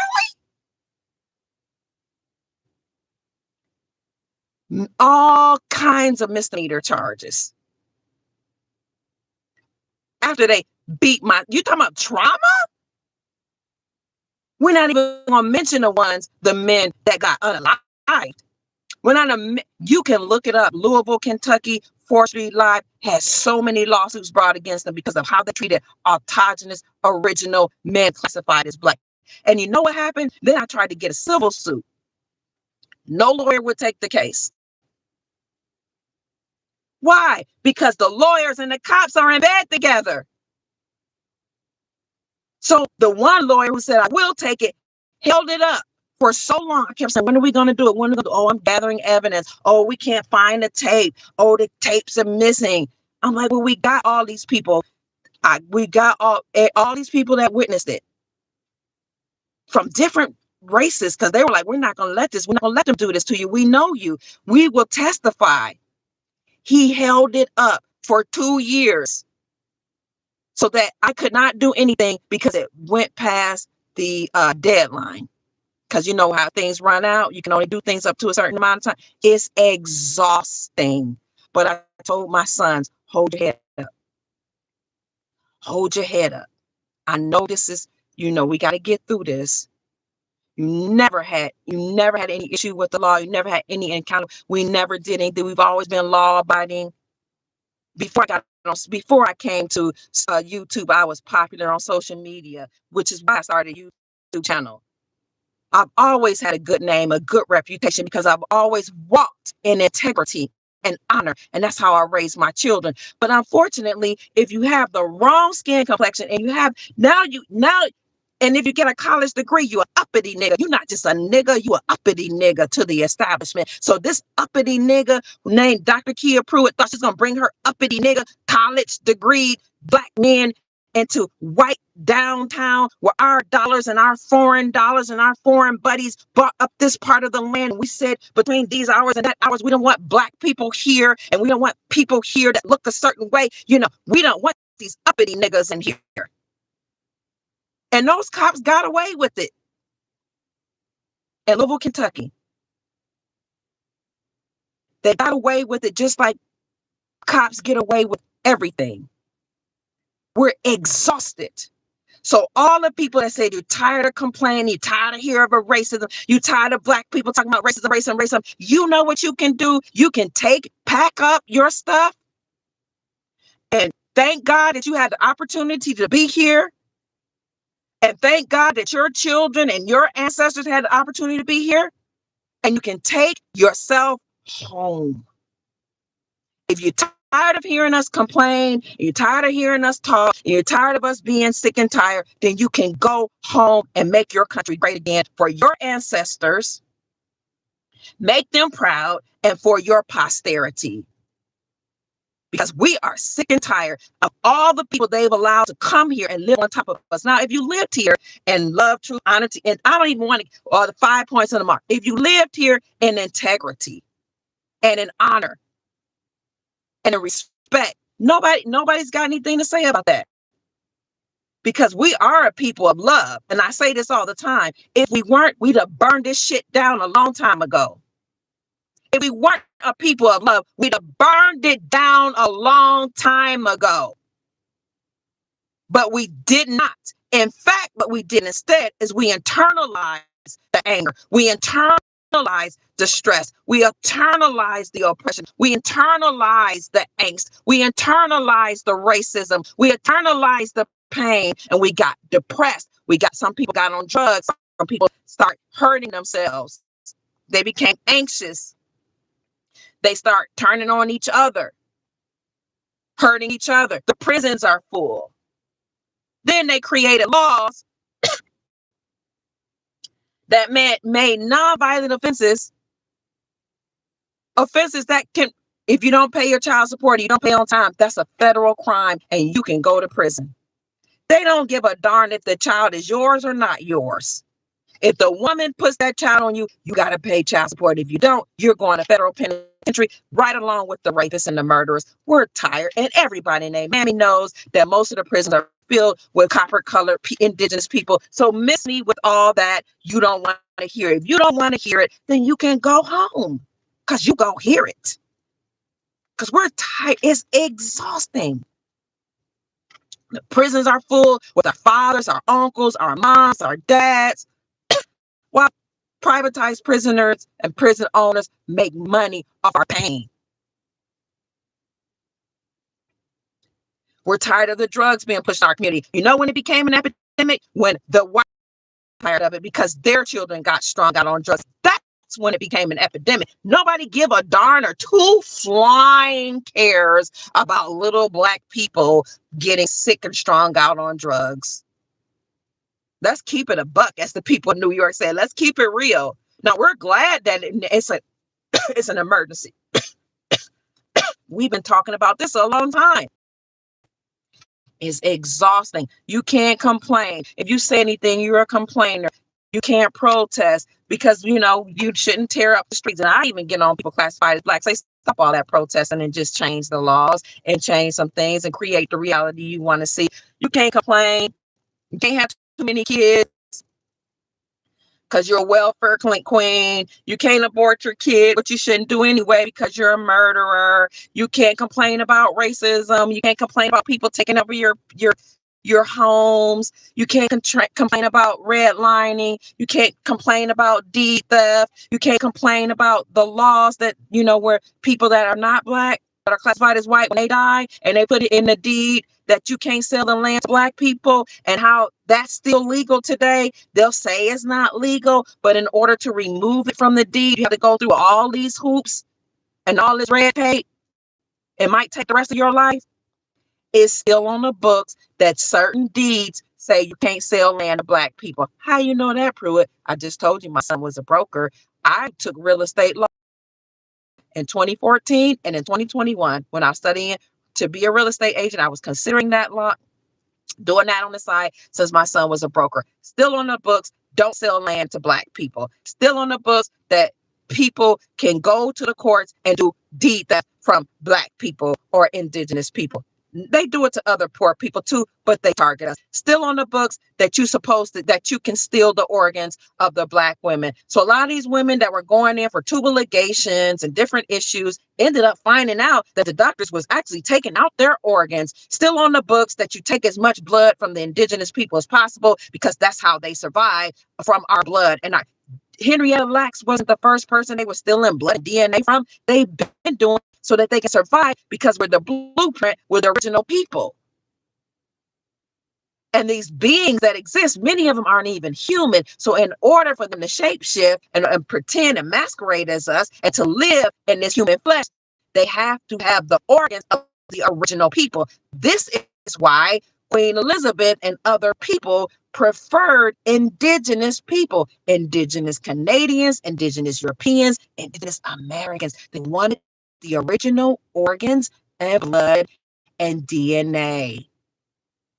We're exhausted. So if you think you're tired, imagine going through what you've been through 20, 50, 100 times over for many generations. I know we're all tired and we're all exhausted. When I'm saying it's exhausting just being classified as black, you have to pretend like you're not smarter than anybody or everybody else. You have to pretend like you're a good little pet. You have to pretend like, you're not a threat. You have to be soft and softer than everybody else. Because as an indigenous woman, you know how to be feminine, but you're also very strong. Because you are the original woman. You're the blueprint. You're the first of everything and every being and everybody, which is why parthenogenesis is a real thing, because you can actually create children on your own. Did not Mary have an immaculate conception birth? Why do you think that's in the Bible? I don't know.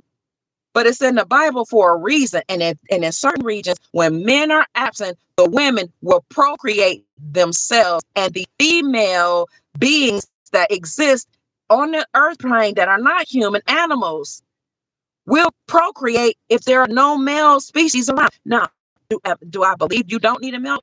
No, I love men. We need men. They're our providers, our protectors. I love making love when I'm in a covenant relationship. There's nothing like a man. There's nothing like the scent of a man, the feel of a man, the strength of a man, the provision of a man. I love men. What I'm saying is that Nimna, Ninhursag, Isis, whoever you want to call her, was a creator goddess. And as such, the original being that she created, called the Black woman, is very dominant. She can quiet her voice and lower her voice. She can be feminine. She can be soft, but she also can work magic. She also is amazing. She is powerful. She is strong. She is beautiful. She has curves that everybody wants to emulate. She has full lips and high cheekbones and a big, thick, round booty. A booty. She has curves a certain way that everybody in their mammy want to emulate. Now that Kim Kardashian wants to masquerade as if she's one of us. Everybody's paying all the money that they can to get a BBL when the original Brazilians are copper colored indigenous people.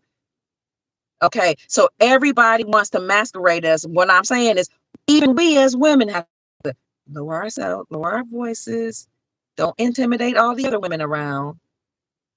Smile. Don't be strong. Don't intimidate Susie, because Susie and Karen be the first ones to call the police on you. Karen, that's nothing new. I was at Amelia Island one day with my grandchildren, and this little woman comes up to me and she says, "Oh, they can't play on those dunes, on the sand dunes." I said, "Oh, okay." I said, "I'm sorry, I didn't know." So I told my grandchildren, "No, get down." I said, "Thank you so much, madam. I appreciate you for telling me that." She said, "Because I don't want to have to call the police on you.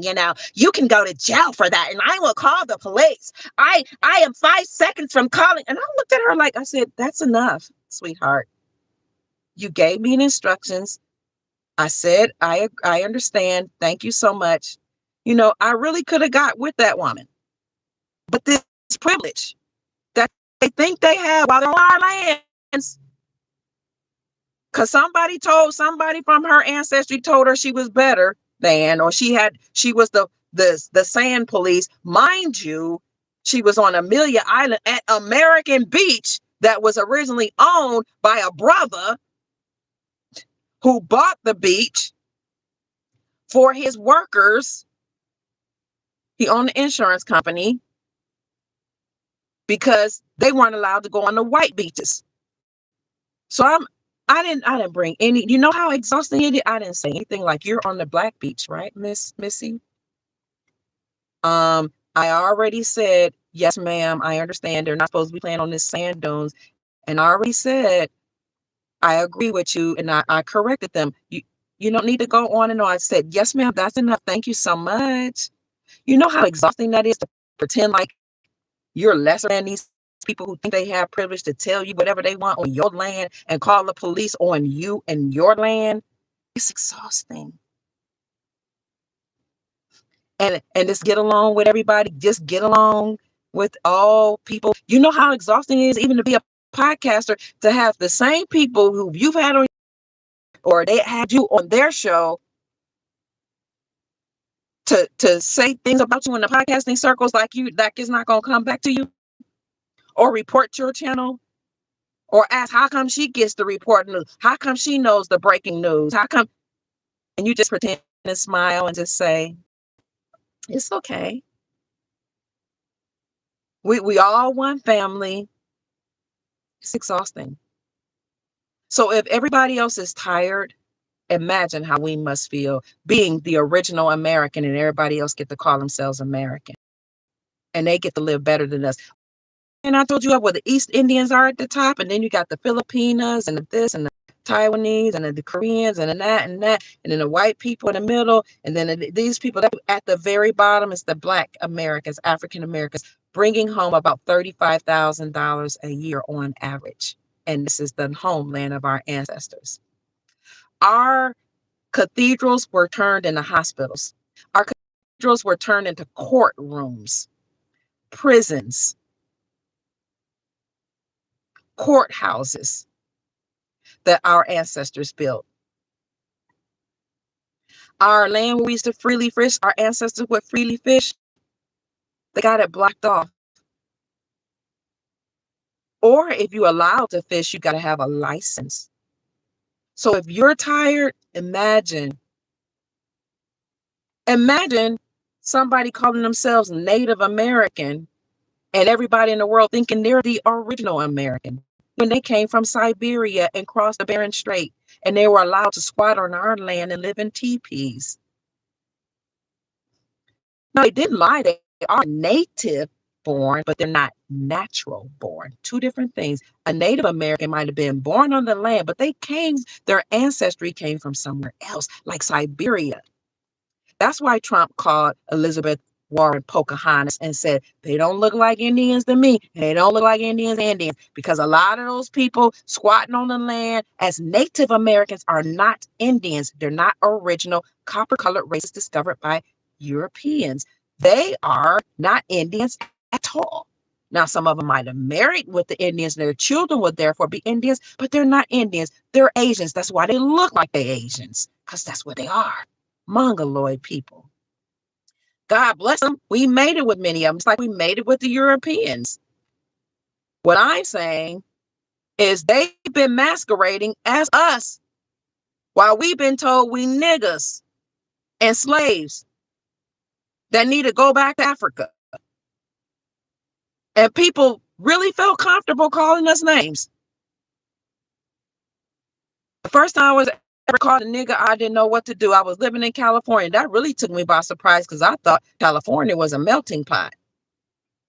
I was in this little mall area, the mall strip, and I was walking, taking my time, and this Caucasian dude drove up to me and said, "Move out the way, nigga." And this man was like in his late 50s-ish. And I was so stunned, I just froze. Like, I never experienced that. It was like 2018. I didn't know what to say, what to do, what to think. And his brother just walked past and he looked stunned. And he just shook his head, and I was like, oh my God. And then when I came to myself, I ran because I was like, he could try to run me over. But it's exhausting.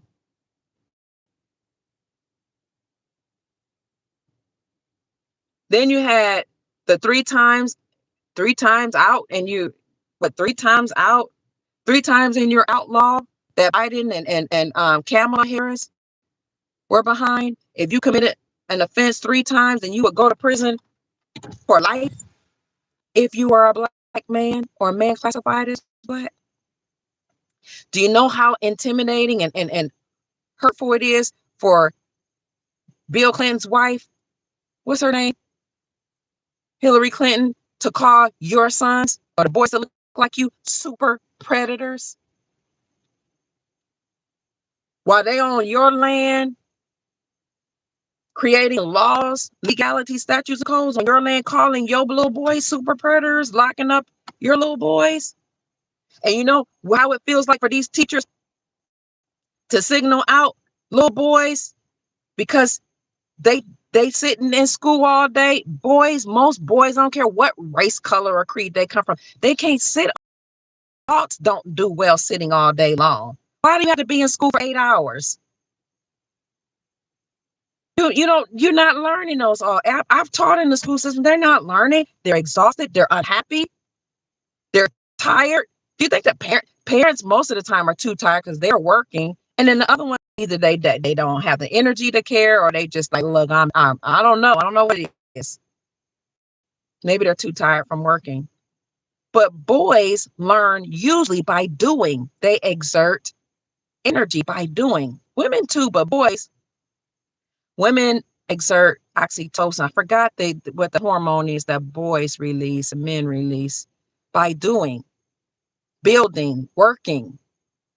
So if the boys are sitting in school all day and they get exhausted, they want to stand up, or they want to sing, or they want to play, or they want to beat the drum or whatever, beat on the table like a drum, then they were told they had ADHD, attention deficit with hyperactivity disorder. or ADD, attention deficit disorder, and they were put in separate classes and encouraged, their parents were encouraged to put them on medicine because the doctors were given extra money for pushing ADHD, and the teachers were given the schools, were getting extra funding for putting these little boys who couldn't sit down into specialized classes.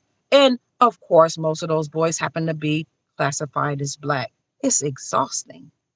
So we got to push the reset button because the people who have gone through all of these wrongdoings have to be compensated. And when I say the people, I mean all of us have to be compensated, because at the end of the day, we've all been enslaved, we've all been mistreated, we've all been oppressed, we've all had drugs pushed into our communities, we've all had poisonous food pushed in us, we all had poisonous water. But you know who it started with in the Americas? It started with the original people, because if you can kill them out, then you can bring everybody else here, and then you can slowly but surely do the same thing to them after you've enslaved the original people. And then you can make them think they have privileges, make them think they're better than the prisoners of war classified as Black, and then you can then annihilate them or enslave them.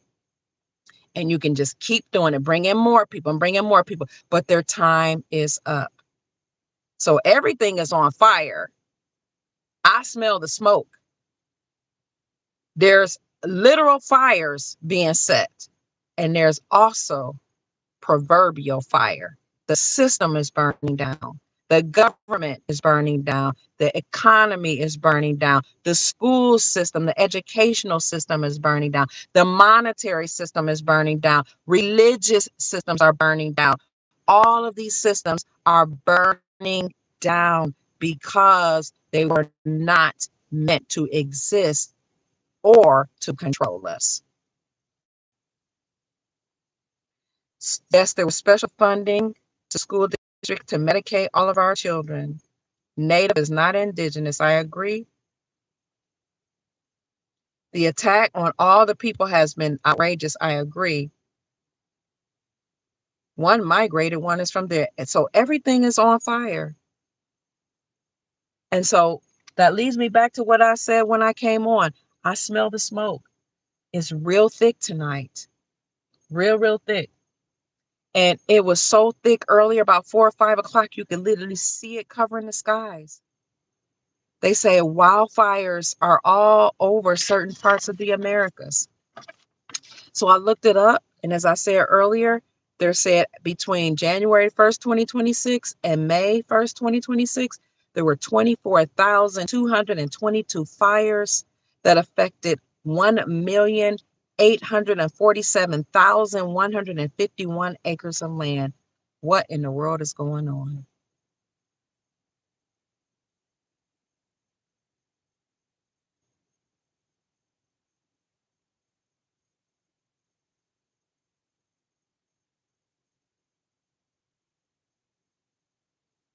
Everything has to go, all of the systems that enslaved us.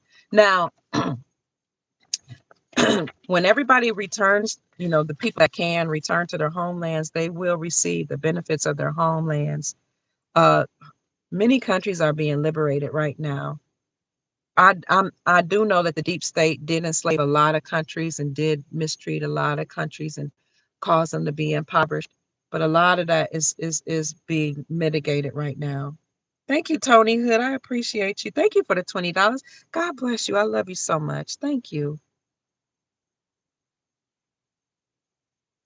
Uh, they're polluting the land. Fire equals 38. Gold equals 38. Everything is flipping. Wow. Thank you for that.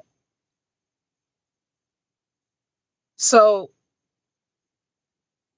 a lot of people who were empowered in the deep state, they're coming down there. New people are in there to sit in there until the laws of the land and all of our homelands are put back in place. So for here, that would be the republic. For our country is being returned, and different other lands, you have the laws that your people, the original people of your lands created, that you will need to return back to. But overall, what's happening is everybody's sovereignty is being restored.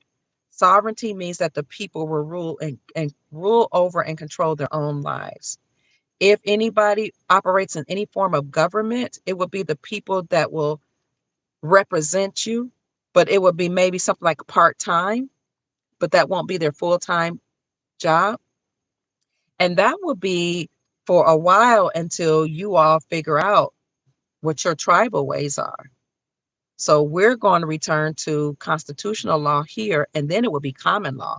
So it'll be constitutional law or the laws of the land according to our republic, and then we'll return to tribal law. So you had Charles III that came here. He passed the torch or the crown to Trump, meaning that now we're no longer, the United States Incorporated is no longer underneath the control of the British Crown, because the United States Incorporated was just another faction of the British Crown, which was a faction of the Roman Empire, which is why they had the eagle. One of the reasons why they had the eagle as their emblem.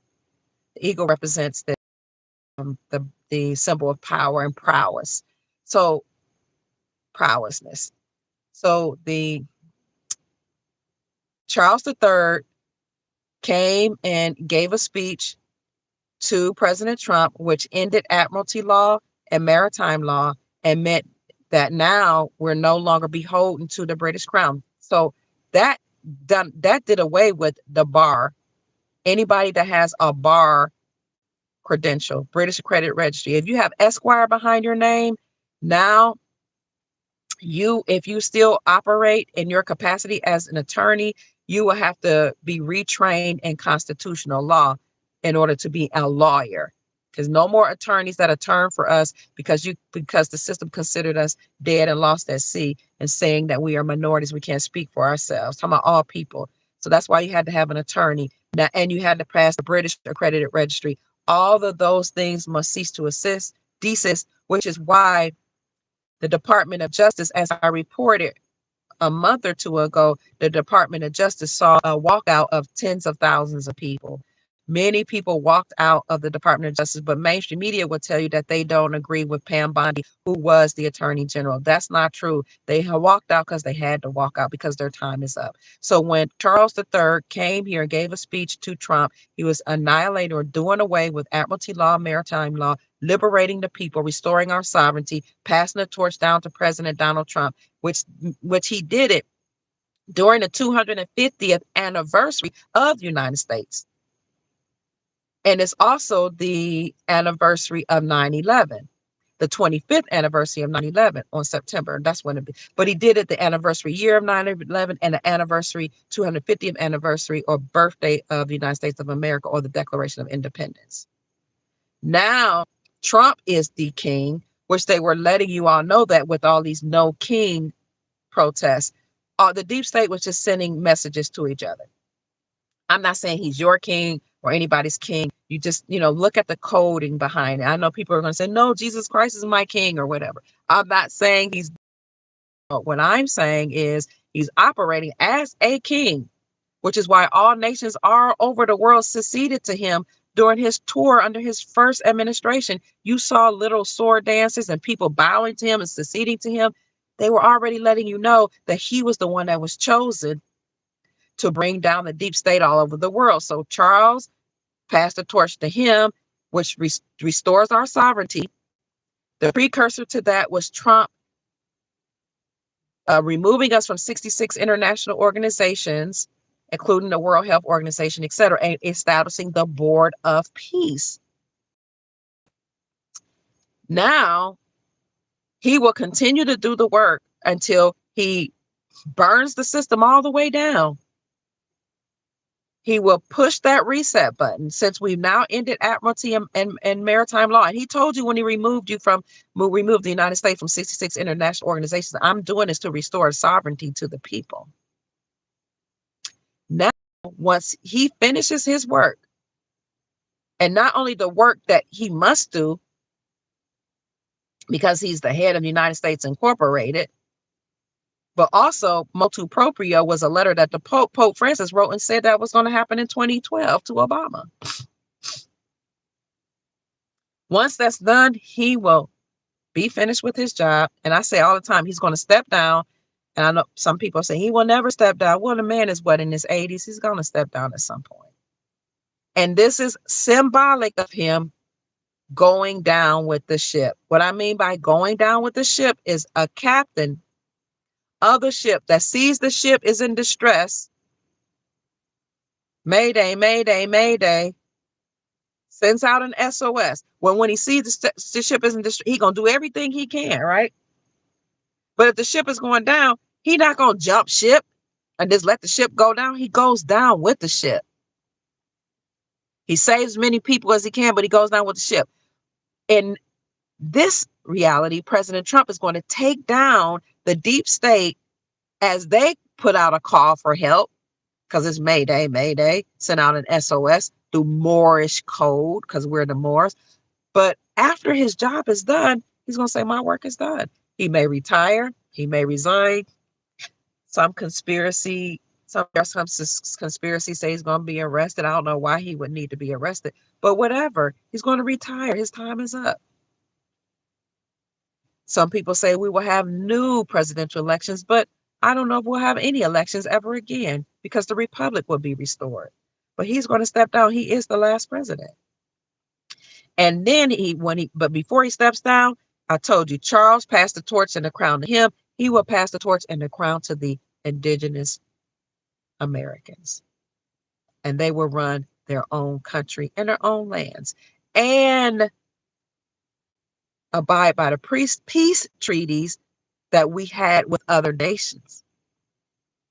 We're the first ones to acknowledge the Europeans that came here as their own nation. That's why Obama said in the speech, Morocco was the first country to recognize us as our own nation. Morocco, the Americans here, because Morocco is here, were the first to recognize the 13 colonies as their own nation, being the United States of America, not being America's, being colonies of America, because the Moors that had conquered Europe once they got kicked out in 1492 brought Europeans and slaves or Slavs or Slavics over here to colonize as colonies, to seemingly on an outside allegedly just come here and work and, give them opportunities. But these are slaves. Some of them were even criminals from prisons. And the reason why they did that, why the Moors brought them here, when you study Sun Tzu, The Art of War, you study Machiavelli, 48 Laws of Power, Robert Greene's work, military law manuals, that there are two ways you can conquer a people. You can either send in a military or you can send in a colony. You send in the military, you gotta feed them, you gotta educate them, and you gotta hope they don't turn on you. But if you send in hungry slaves or prisoners or people opportunities, you give them food, you give them water, you give them land that doesn't belong to them, you give them an identity belong to them. 1828, Webster's definition of American, the copper-colored races discovered by Europeans, but now to Europeans. You belong to them. They're going to be beholden to you. So what they did when the Moors that had conquered Europe, when they got kicked out of Europe, remember they conquered, of course, these Moors that conquered Europe between 711 and 1492 are the same ones that during the Renaissance period civilized the new Europeans there, who were and taught them how to bathe, taught them language, etc. That's in their laws. That was the Renaissance. But who were those Moors? I don't even know if they were the indigenous Europeans, because a lot of the Europeans, the Caucasian Europeans that were there were trying to escape something that was going on in Europe. And it was probably a lot of organ harvesting and bloodletting and eating and all that, because many of those Moors who came here from Europe were not even human.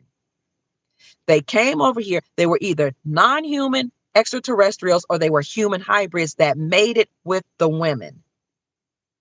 Then they brought the Europeans here as in their colonies. They put them in certain places. Machiavelli lays it out beautifully about how to control a people and how to, take control over a landmass. You send the military again, it's going to be costly, but you can bring in colonies. And those colonies may not know that you brought them in so that you can put them over the people. They're thinking they have an opportunity. They know they didn't earn the land, but hell, you gave it to them. So they put them in the colonies. Morocco were the first, as Obama said, to recognize us as our own people, as our own country. They had the red, white, and blue flag, which is a banner of trade and commerce. It is not the flag of America. It's a symbol of the United States of America for them. We have our own ways of doing things. We got our own flags, we tribal. We have our own tribal, different tribes have their own laws, their own flags, their own treaties. Then the Moors put them ahead of us as schoolmasters, bankers, eventually lawyers, entertainers, company owners, CEOs. And if you were indigenous, they either unalived you and made it with your woman, raped her, and then put her mulatto children over the brown ones, put her mulatto children in the schools, told them they were better than everybody else, fed them lies that they were slaves from slave ships, that their people were slaves from slave ships, and everybody's confused. But as Chief Rod Hayes taught us, when the Europeans who were colonists got into entertainment, they did something called blackface. They put the black paint on their faces. People thought they were talking about racism, or they were making fun of people that classified as black, when in fact they were speaking in code, saying it's the black-faced Moors or the blackamoors that are in control, pulling the strings. I'm not running things. Europeans aren't running things. The blackamoors are. These beings, many of whom are not human, were mating with the women. And they came to the Americas and they enslaved us. They don't really look like us, but we'll pretend, we'll play along. They might look like us, but they not like us. They not like us. They not like us. They not like us. They not like us. They ain't us. They even stole Pocahontas, and Sheik Jacob Bate told us her real name. Stole her, took her to Europe, impregnated her, came back, stole her land, unalived her people. He told us what tribe that was, and he said that's where powwow came from. Now speaking of powwow, you see POW flags hanging, P of war flags hanging at every federal building. That's a law now. They have to hang it. And every post office in America, POW/MIA, because the prisoners of war that are missing in action on these lands are the copper-colored races that were misclassified. Everybody recognized us as Indians or indigenous.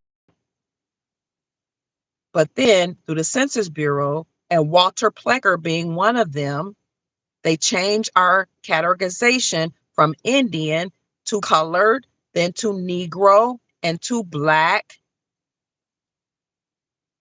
and to African American. And they misclassified us and kept changing our identity over and over to confuse us, so we will have no attachment to the land, so they can keep bringing people here to cosplay as us, to steal our identity or pretend or be called American. I don't think people even know that they were caught up in a war and a game to try to take over the indigenous people. I honestly don't think people understood that's what was happening. Identity theft, land theft, cosplaying, destiny swapping. And then now you have people trying to tether to us because they don't want to leave the land, because they know we fight for everybody.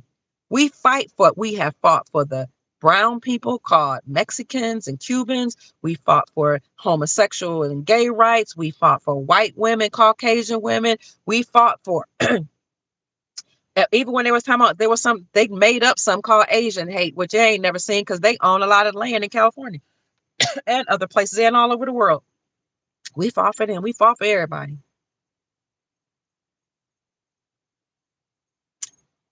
while people were coming here saying that when they were briefed before they came to our land to stay away from black folk. You can exploit them. You can do businesses in their country, in their communities.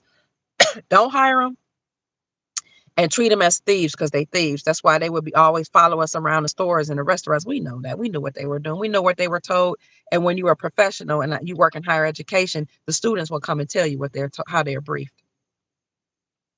Still, we fought for everybody. They came here. They got all kind of benefits, but nobody that I can think of in my lifetime gave people classified as black an opportunity. They might have said only. I know Ghana said it, but when you went over there, they ain't give you no land. I know people that's been there fighting 10 years asking for land, but nobody just. You know how everybody can run here and say they're a prisoner of war, or they can run here and say they're impoverished, or they can run here and say they need to seek asylum, and they can run here and say, oh, they don't like their home, or they can run here and say the economy is bad, or they can run here and say they can't get a job. They can come up with any kind of reason or true excuse and get government benefits and get jobs and get vote, be able to vote. You know how everybody can do that from all over the world? How many people have reached out their hand to black folks and said, come here. You can call yourself Chinese. You can be a Ghanaian. You can call yourself Russian. You can be an Italian.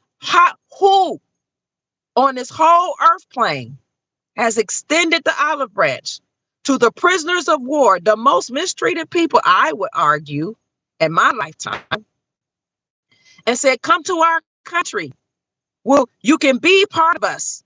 You can vote. You can have land. You can have access to other people's trusts. You can have resources. You can bring your spouse. We'll give them a job. We'll give you the best job. You can work and send your money back to the Americas to take care of your families back there. Come on to our country, black folks. You're mistreated. You can seek asylum here. Hey, we'll give you a temporary visa. When it's over, you can seek asylum. You can go to our attorneys and judges and we'll just sign off on it. You can seek asylum. And you can even scream and holler at our presidents and talk about no good your president, and bring your flag and wave your flag on our land while you're at it. And burn down our flags on our land while you're at it. Come on, black folks. You've been oppressed, gone through racism, had your home stolen, been through redlining, had property stolen, had your men put in prison, had drugs flooding your community, guns flooding your communities. You're killing up each other because you have internal issues because of all this oppression. Everybody coming on your land, stealing all your land, stealing all your prime property, pushing you out to as far away. First of all, they push you into the cities off your farmlands. Then they decide they want your city. They want to be in the city because they want to work at the courthouse and all these buildings that they put up. So now they push you out of the cities and they push you away from the beaches because now they want prime property and now it costs $1 million in the home. You ain't even welcome. You can't even get there. You can't afford to get there. Oh, but you black people, you've been all your classifications. You've been called Negro, Pickaninny, Black, African American, colored. Oh, come to our country and seek asylum. Who has ever done that to us? Who gave 2 pennies what we've been through? I mean, really. Name one country. I wait. I won't even say name 5. Name one.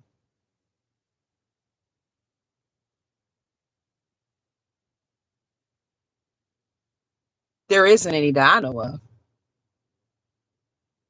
So when we say we sick and tired, we sick and tired. And we're going to keep saying it. And we're not going to just stay sick and tired. We're doing something about it. We're waking up people and we're saying the oppression has to stop. And the thing about us is we fought for everybody else. So if I speak to people classified as Black, indigenous, autogenous people, and I say, wake up, you're not from Africa, I really don't care that people don't like hearing it. Why are you always talking about race? I used to like you. I'm not talking about race. I'm talking about righteousness. I'm talking about land, resources, identity. Because you know how you're proud to say, I came from Sweden. You know how you're proud to say, I'm a proud Australian, which the Aboriginal ones look like me, but I'm a proud Iranian. I'm a proud Syrian. I'm a proud such and such. I'm a proud Mexican. I'm a proud British. I'm a proud American. I'm proud.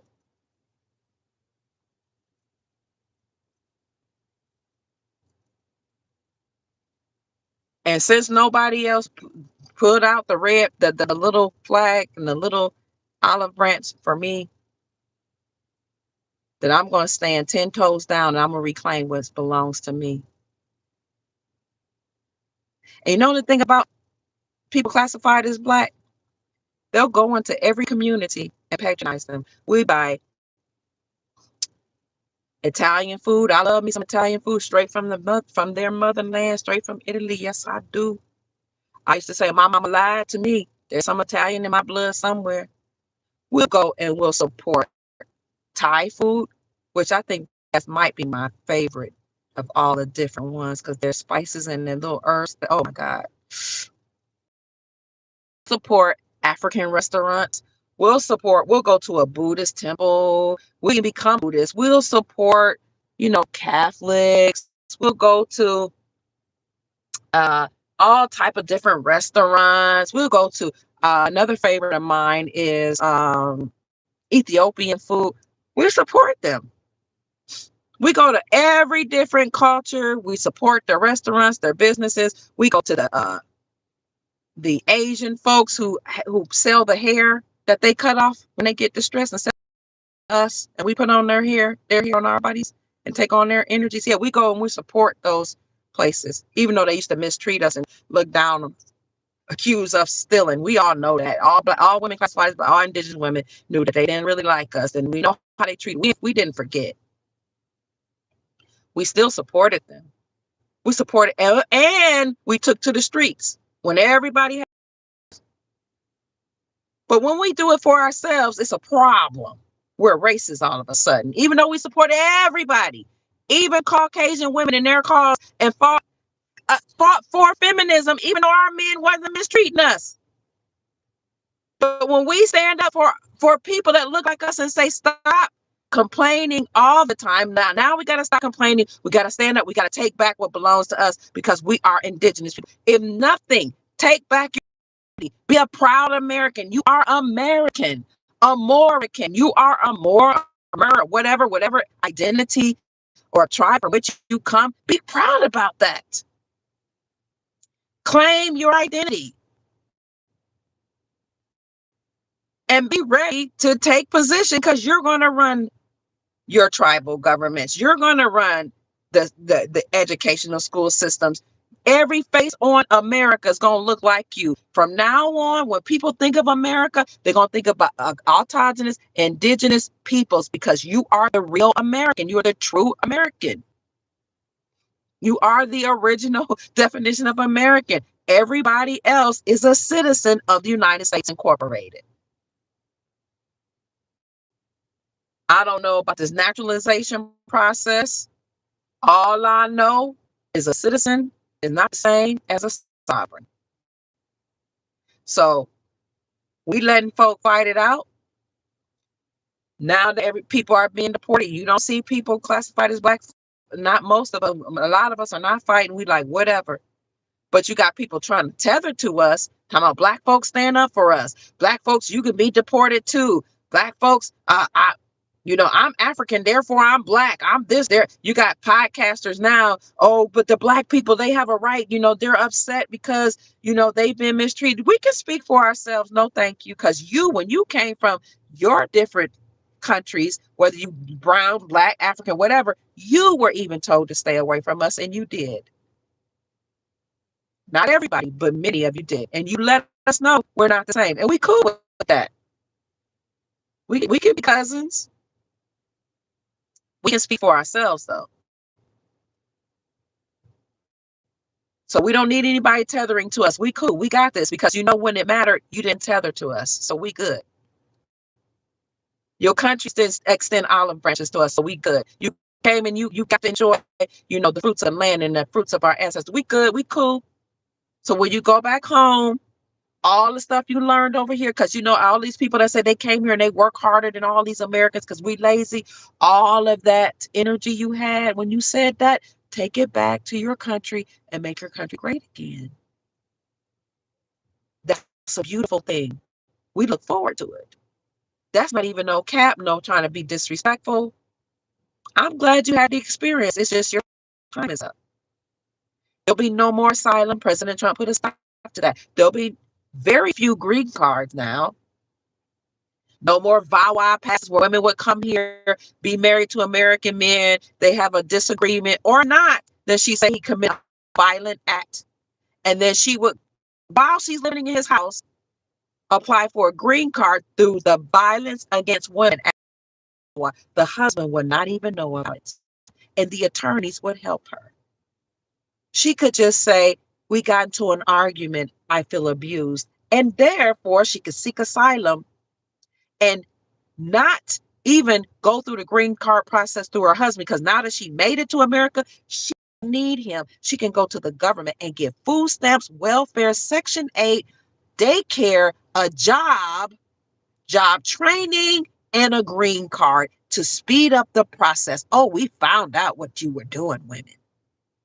It got to the point they got so desperate. Right before they knew Trump was coming, the men start filing for VAWA. The parents are filing for VAWA. The children start filing for VAWA, Violence Against Women Act, using that to expedite a green card process. Because once you go through that process, you don't have to go through. You didn't even have to go through an interview. Oh, I found it out. Or if you did, it was just a few questions you had. Were you abused? Yes. What's the proof? Oh, I got a DPV out against them. And the judges were in cahoots, so that even if they were not violent, the judges would sign off and give them a protective order against the men. Oh, I found it out. We know now what y'all been doing, attorneys and judges and immigration people, attorneys and judges. Trump knows too. They're mad because we found them out. That's why they're calling us racist. That's why they're saying Americans are racist. Whether you black or white, classified black, they're saying we're hateful because we found out their little secret that they were going through all type of ways. Seeking asylum when there was no threat at home, staying here when visas had run out, and then try to make us feel we had children here. Well, that's your accountability. If they didn't, you know, when you have a child and you're not an American, that you don't have rights to the land, your child might have. That don't make you have rights. And hey, I don't know why the children mad at us. They should be mad. That's your accountability.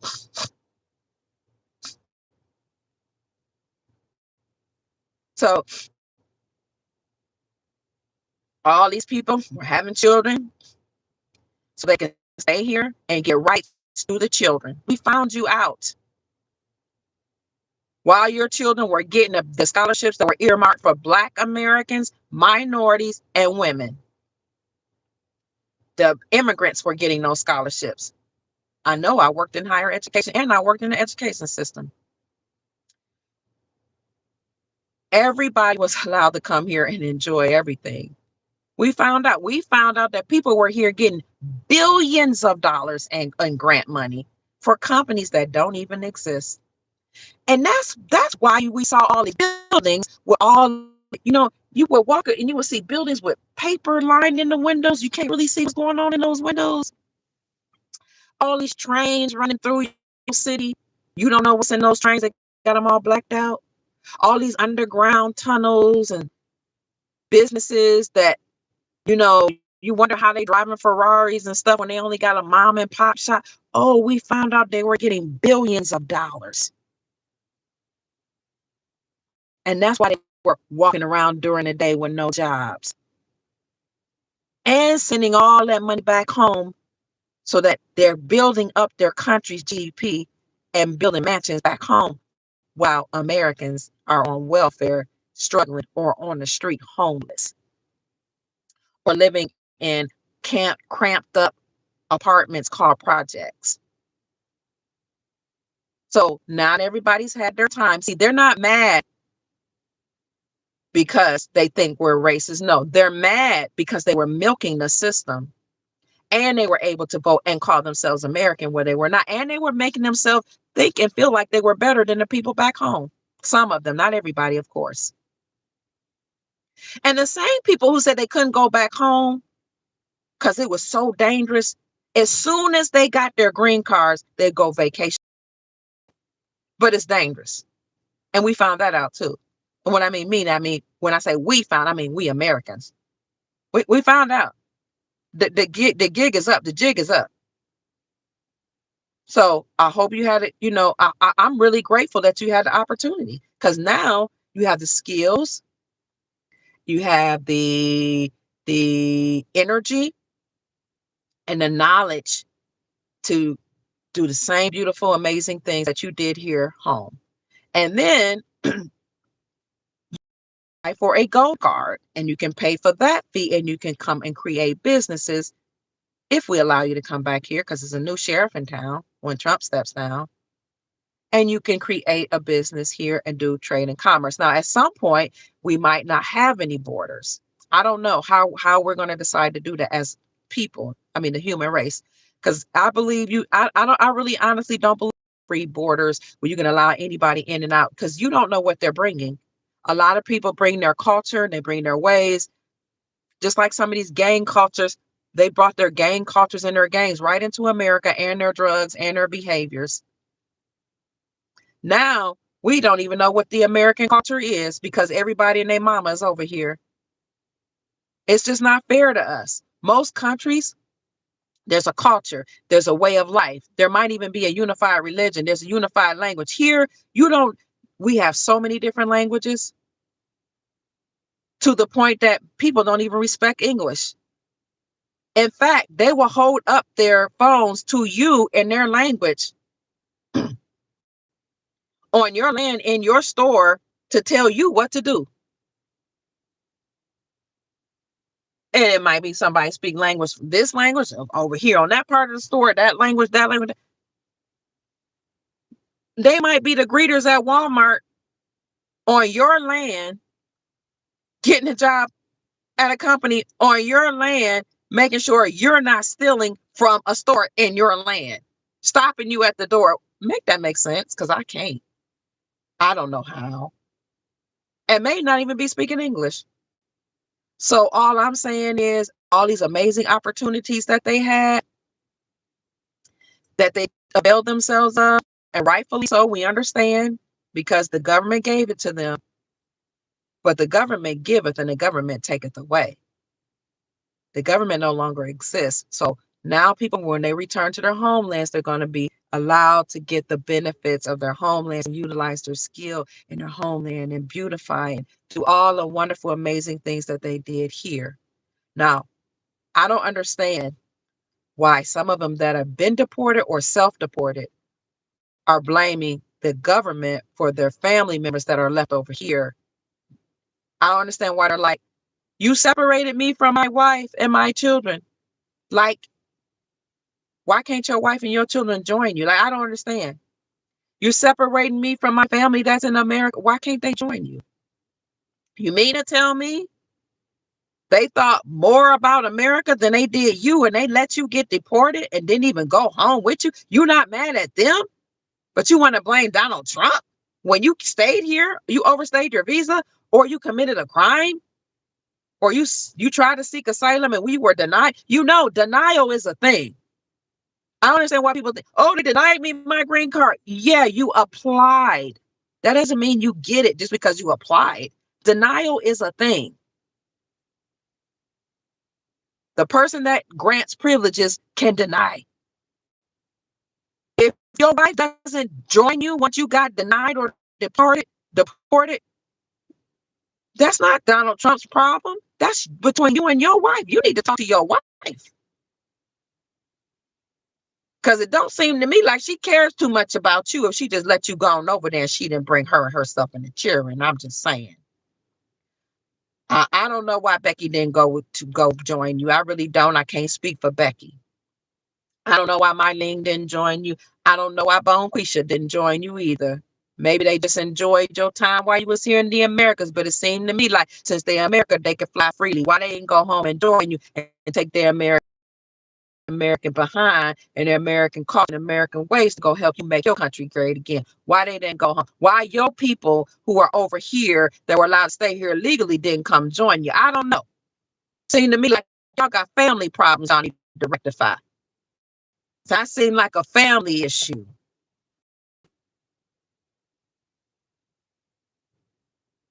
I would be talking to Becky, Mylene, Bone, Quisha, or whoever you married to, and tell them that, you thought the marriage was real and they need to come join you, make your country great again. Because I'd be upset with them. I don't know why you upset with Americans or Donald Trump.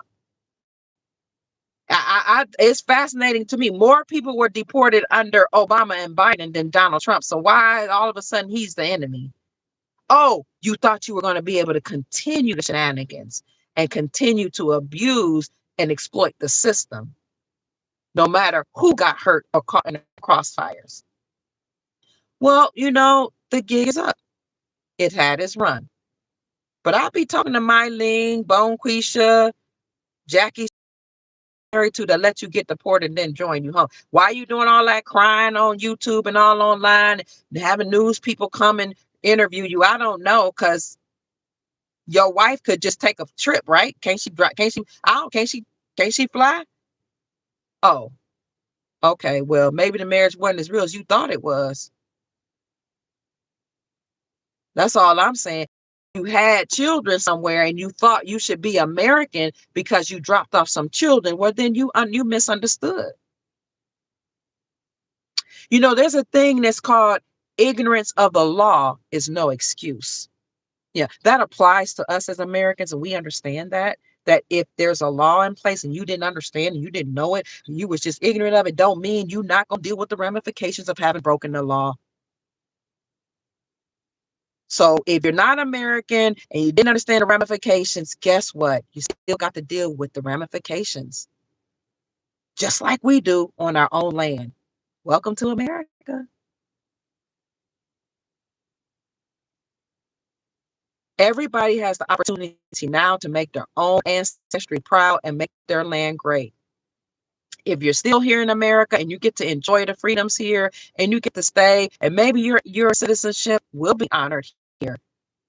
I think we've proven as Americans that we don't mistreat people just because their skin complexion is different. I think we've proven that we're gracious, long-suffering, hospitable, kind, and agreeable. So there should be no problem. Nobody should have an issue. Nobody should be worried or concerned or angry that we're waking up everybody and telling them who the original Americans are. You're good. You've been good all this time.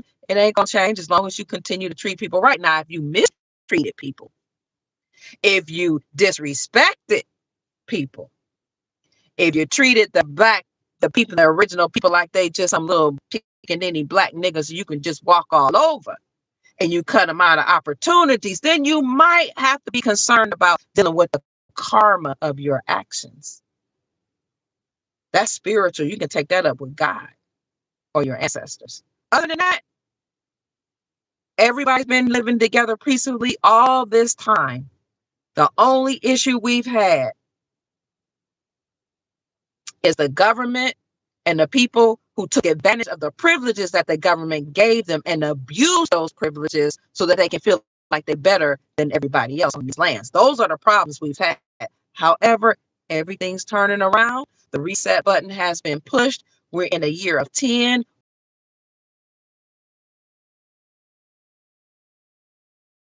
Back to the vibration of 1. We're going back to constitutional law, the law of the lands, and then to tribal law. So that's why it's important to get yourself in order. Make sure you got the right heart. Make sure you have a right mind. Make sure you have a loving heart, that you're peaceful, because the whole planet is ascending. And we're going to eventually get to that place where we're operating as one. But I see no problem with people going to the land of their ancestors to make their countries thrive and help their family. Like, I don't understand. Some people will leave all the family behind for a new opportunity somewhere, but those people will probably be happy to see you especially if everybody's getting money from the trust of those lands. So we're getting our hearts right and we're getting our minds right. What'd you say? Same goes for people in our neighborhoods. Seeing that they drop people in our neighborhoods so they're protected from onslaught of possible criminal activity from them. Make America great again. The reset button is being pressed.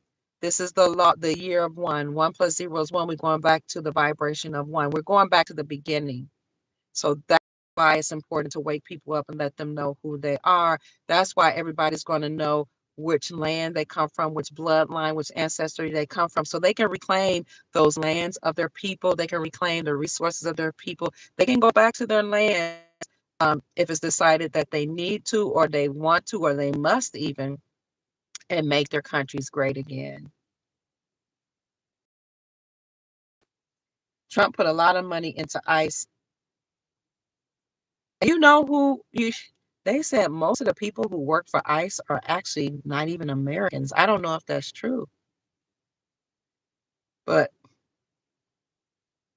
this one guy who was Latino said that he used to even work for ICE at one time, but he ended up getting deported. He did a lot of other jobs, and he said he was making, before he got deported, $10,000 a month, and he was living so well. He was a young guy in his 20s, I think, late 20s. He said he was making so much money that he, was having fun with it and enjoying it. He got caught up doing something and ended up getting deported.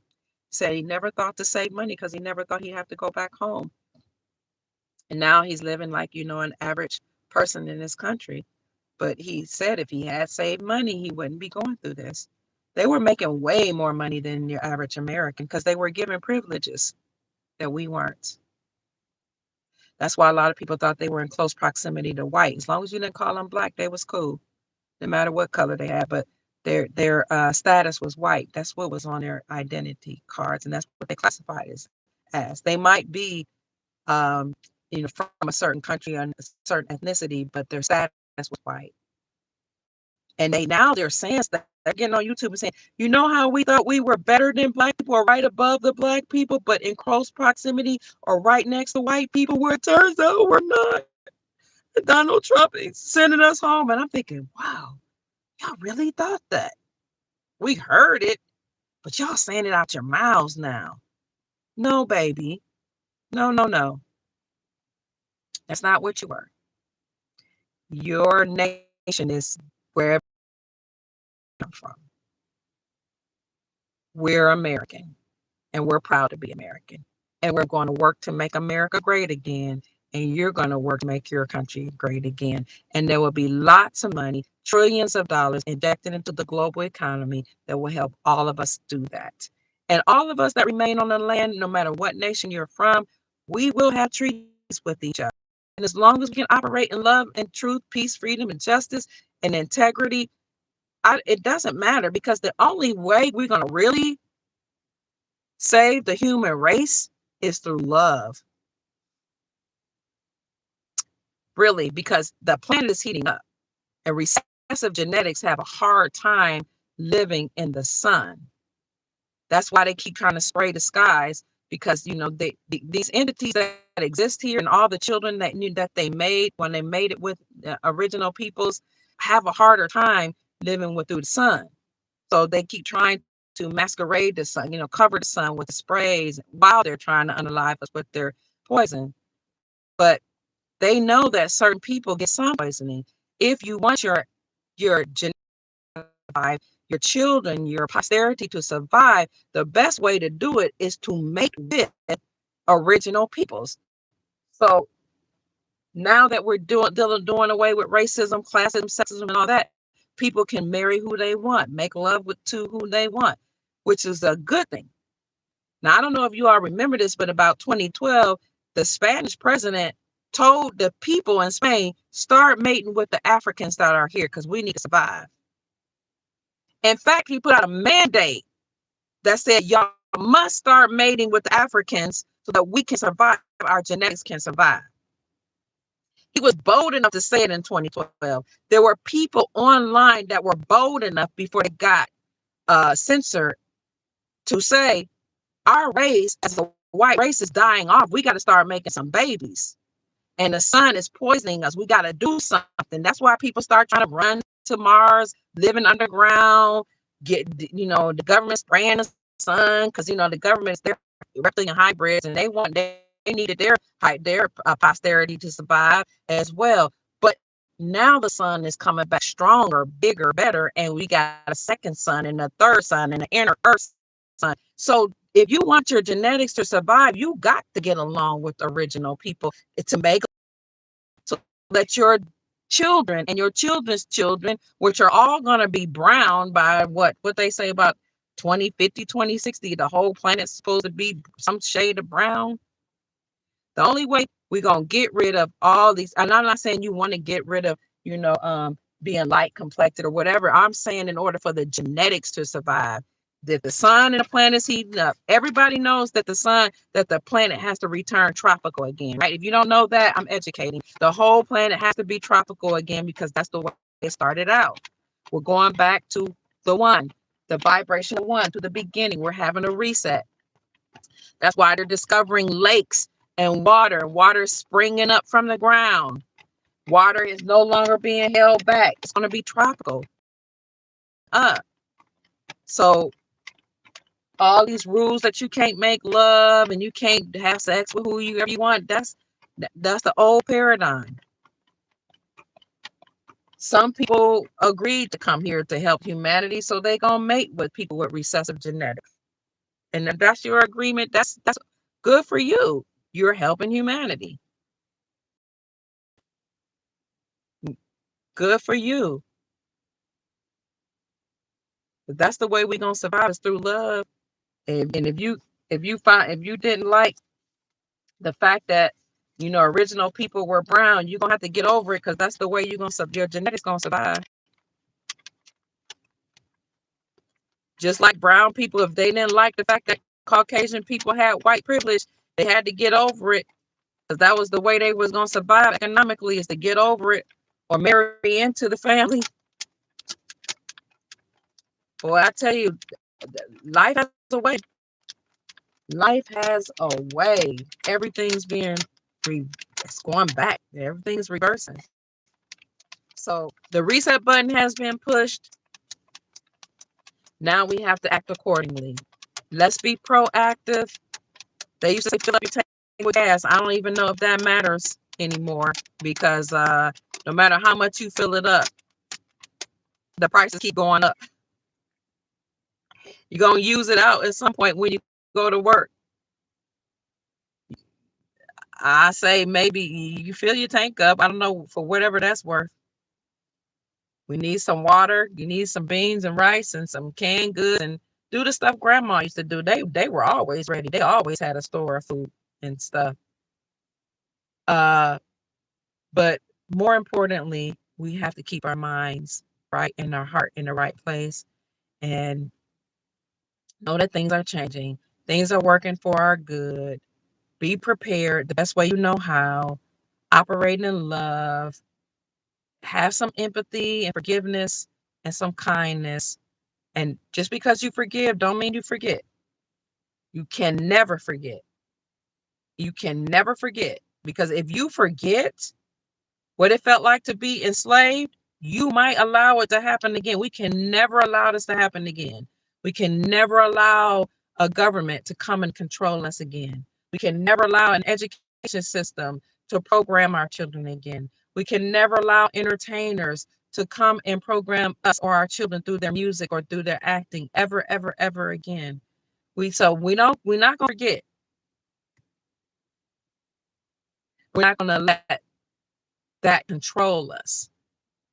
We're going to create the reality that we desire and deserve. No more stealing and trafficking our children. Absolutely. I heard that. War 8616 said, love nobody if they don't respect you. That part. So I've been on here for a long time. Faithful. Thank you for, I missed somebody gave me a gift. $4.99 and at $20 as well. Thank you. I know Tony Hood gave the 20. I missed the other giver. I'm so sorry that I missed you. I appreciate you and I love you. Never ever again. We will not be complacent ever. We'll never allow this to happen to us again. You're welcome. Thank you. You've been saying lessons learned. That's right. We won't allow this to happen again. I'm looking through some of your comments. If you're going to mate, love the person, yes. And remember the child needs love. That's right. Just because we can, don't mean we should. Ooh, y'all going in. Said Caribbeans are cousins. Yep. Oh, you're from Canada. Hi. In Canada, people who are not black. Like you said, it's exhausting. I'm glad some had to go. Ooh, taking all the jobs and not obeying the laws. It was very strange behavior. And no, when people come on your land, it's just you want them to respect you and your land. It's because you're hosting them. You want them to be kind and abide by the laws and be agreeable. Just like if you host somebody in your house, you expect them to respect you because you're being hospitable, so you expect that same treatment when people come on your land. You don't care where they coming from. So you said y'all went through that in Canada. I think they're going through that in Europe too, with so many people coming, bringing all their culture and all their ways and all their businesses, and they're practically taking over. I think certain nations are taking over Europe, and they're like, well, dang, we don't even recognize our own landmass. Dr. Kia, what are you saying? Oh, y'all talking about it, something else. So, I don't think you have anything that you want me to address. In Canada, they pretend they're not racist. More subtle racism here with white folks. South Asians, however, just treat you like you don't exist. Wow. Lots are getting deported here in Canada. Oh, wow. Somebody is saying English is a foreign language. If you're um, indigenous, why are y'all speaking English? I don't know that English is a foreign language. I don't know if the language that we're calling English is foreign or if it was a language that was our original language. I don't know. But a lot of people don't speak their tribal languages once they got colonized. They stopped teaching their speaking their tribal language. Thank you, Sister Latoya. Sister Latoya, thank you so much for sending me a Cash App gift. I appreciate you. I'm very grateful. Our language was taken from us. Carmel says, thank you. Oh, it was. Okay. So I've kept you all here. It's almost 3 a.m. I can't believe so many of you are in the chat still. Thank you. I really came to say I just wanted to document that it was smoky here. It was a little hard. I could breathe, but it was a little hard to breathe because it was so much smoke. And I was like, there are fires burning, and it's been burning every night. I can smell it like from about 4 or 5 o'clock. When I first started to really it started to get strong. And as the night progresses over the last 3 weeks, it started getting stronger and stronger and stronger. And the film of the smoke was starting to cover up the sky. So I'm like, something's happening. They're burning up something. So that's when I read about all the wildfires that's happening. And if you tuned in late, I also said that I read a report that said California joins Texas. Now, Florida's not mentioned in this report, but California joins Texas, Pennsylvania, New Jersey, Ohio, Michigan, Indiana, and more in an alarming crisis of jet fuel shortages and energy blackouts as the United States struggles with skyrocketing import costs.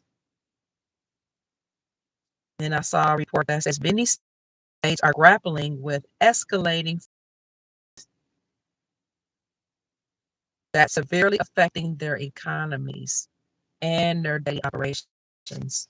So if countries and states are having, well, states are countries having blackouts, energy blackouts, fuel crisis, then we need to act accordingly.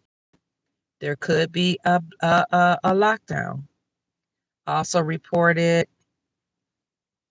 that 1,400 acres of wildfires are burning in Lafayette County, which is a neighboring county to Duval County, where I live. It's southeast of Duval County in Florida. 1,400 acres are burning, wildfires burning.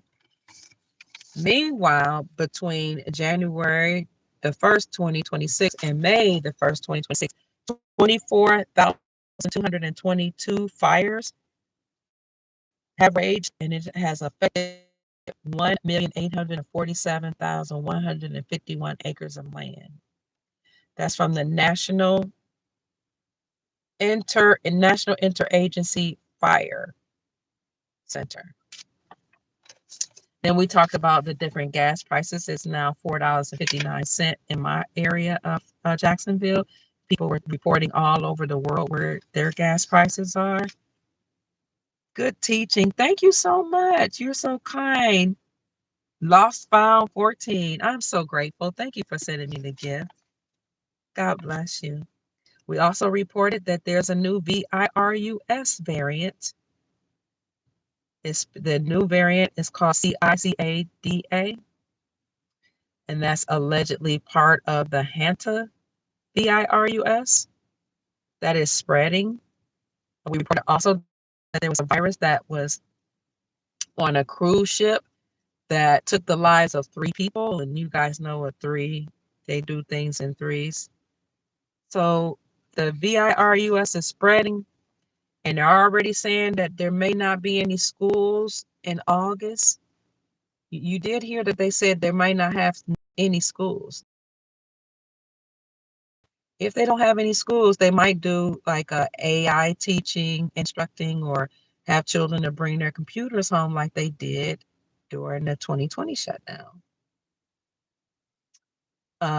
Right now, you can look it up. Many states are offering scholarships for you to teach your children at home, or homeschooling, or to send them to private school. So it looks like they're preparing for something.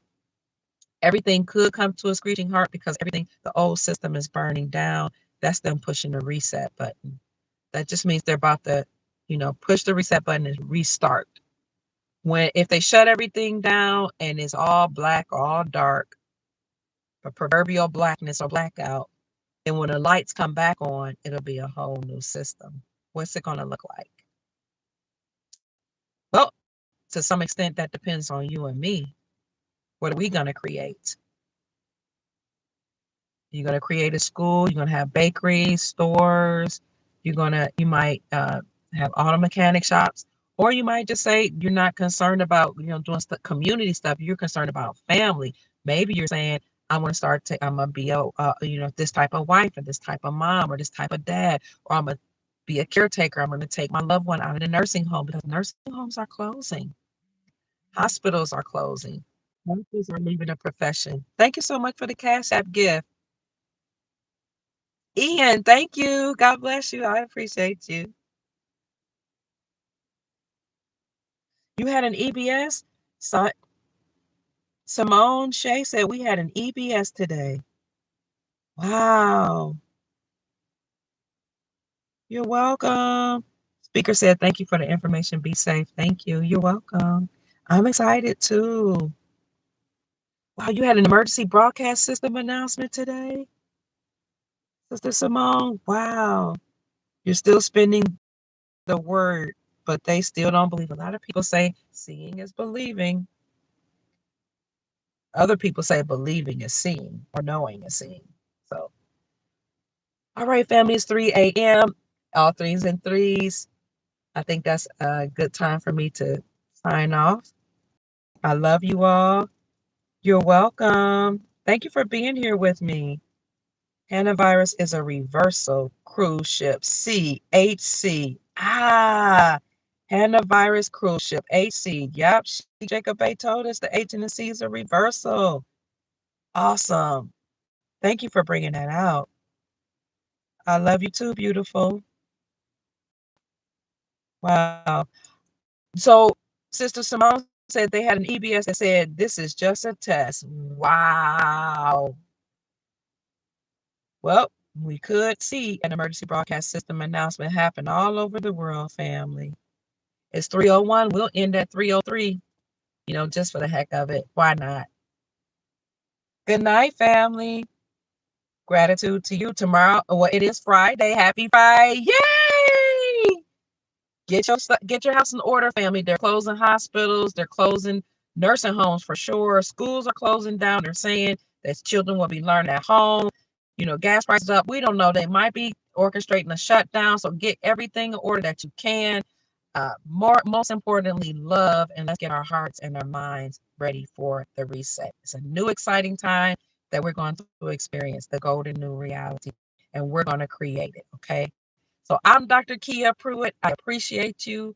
I love you from the depths of my soul. I hope I've said something to raise your vibrations and inspire you to create the most amazing, magnificent life that you desire and deserve. Hit the like button, family. And I do have a whole playlist of all of Sheik Jacob Bey's videos that he's done. So you can look for playlists and you'll see all of his videos. You want to hear all the stuff he's been saying is going to happen. It's actually happening. Now, we might bring him back on to let us know if he found something that happened in a very near future. So if you want to get in contact with Chief Mac, though, his email is unityinmotion45@yahoo.com. I hope you enjoyed my podcast with Mel Carmine that I did like 2 days ago. It was amazing. Thank you, family. It's 3:03 a.m. I love you. Have a good night. Peace. Thank you.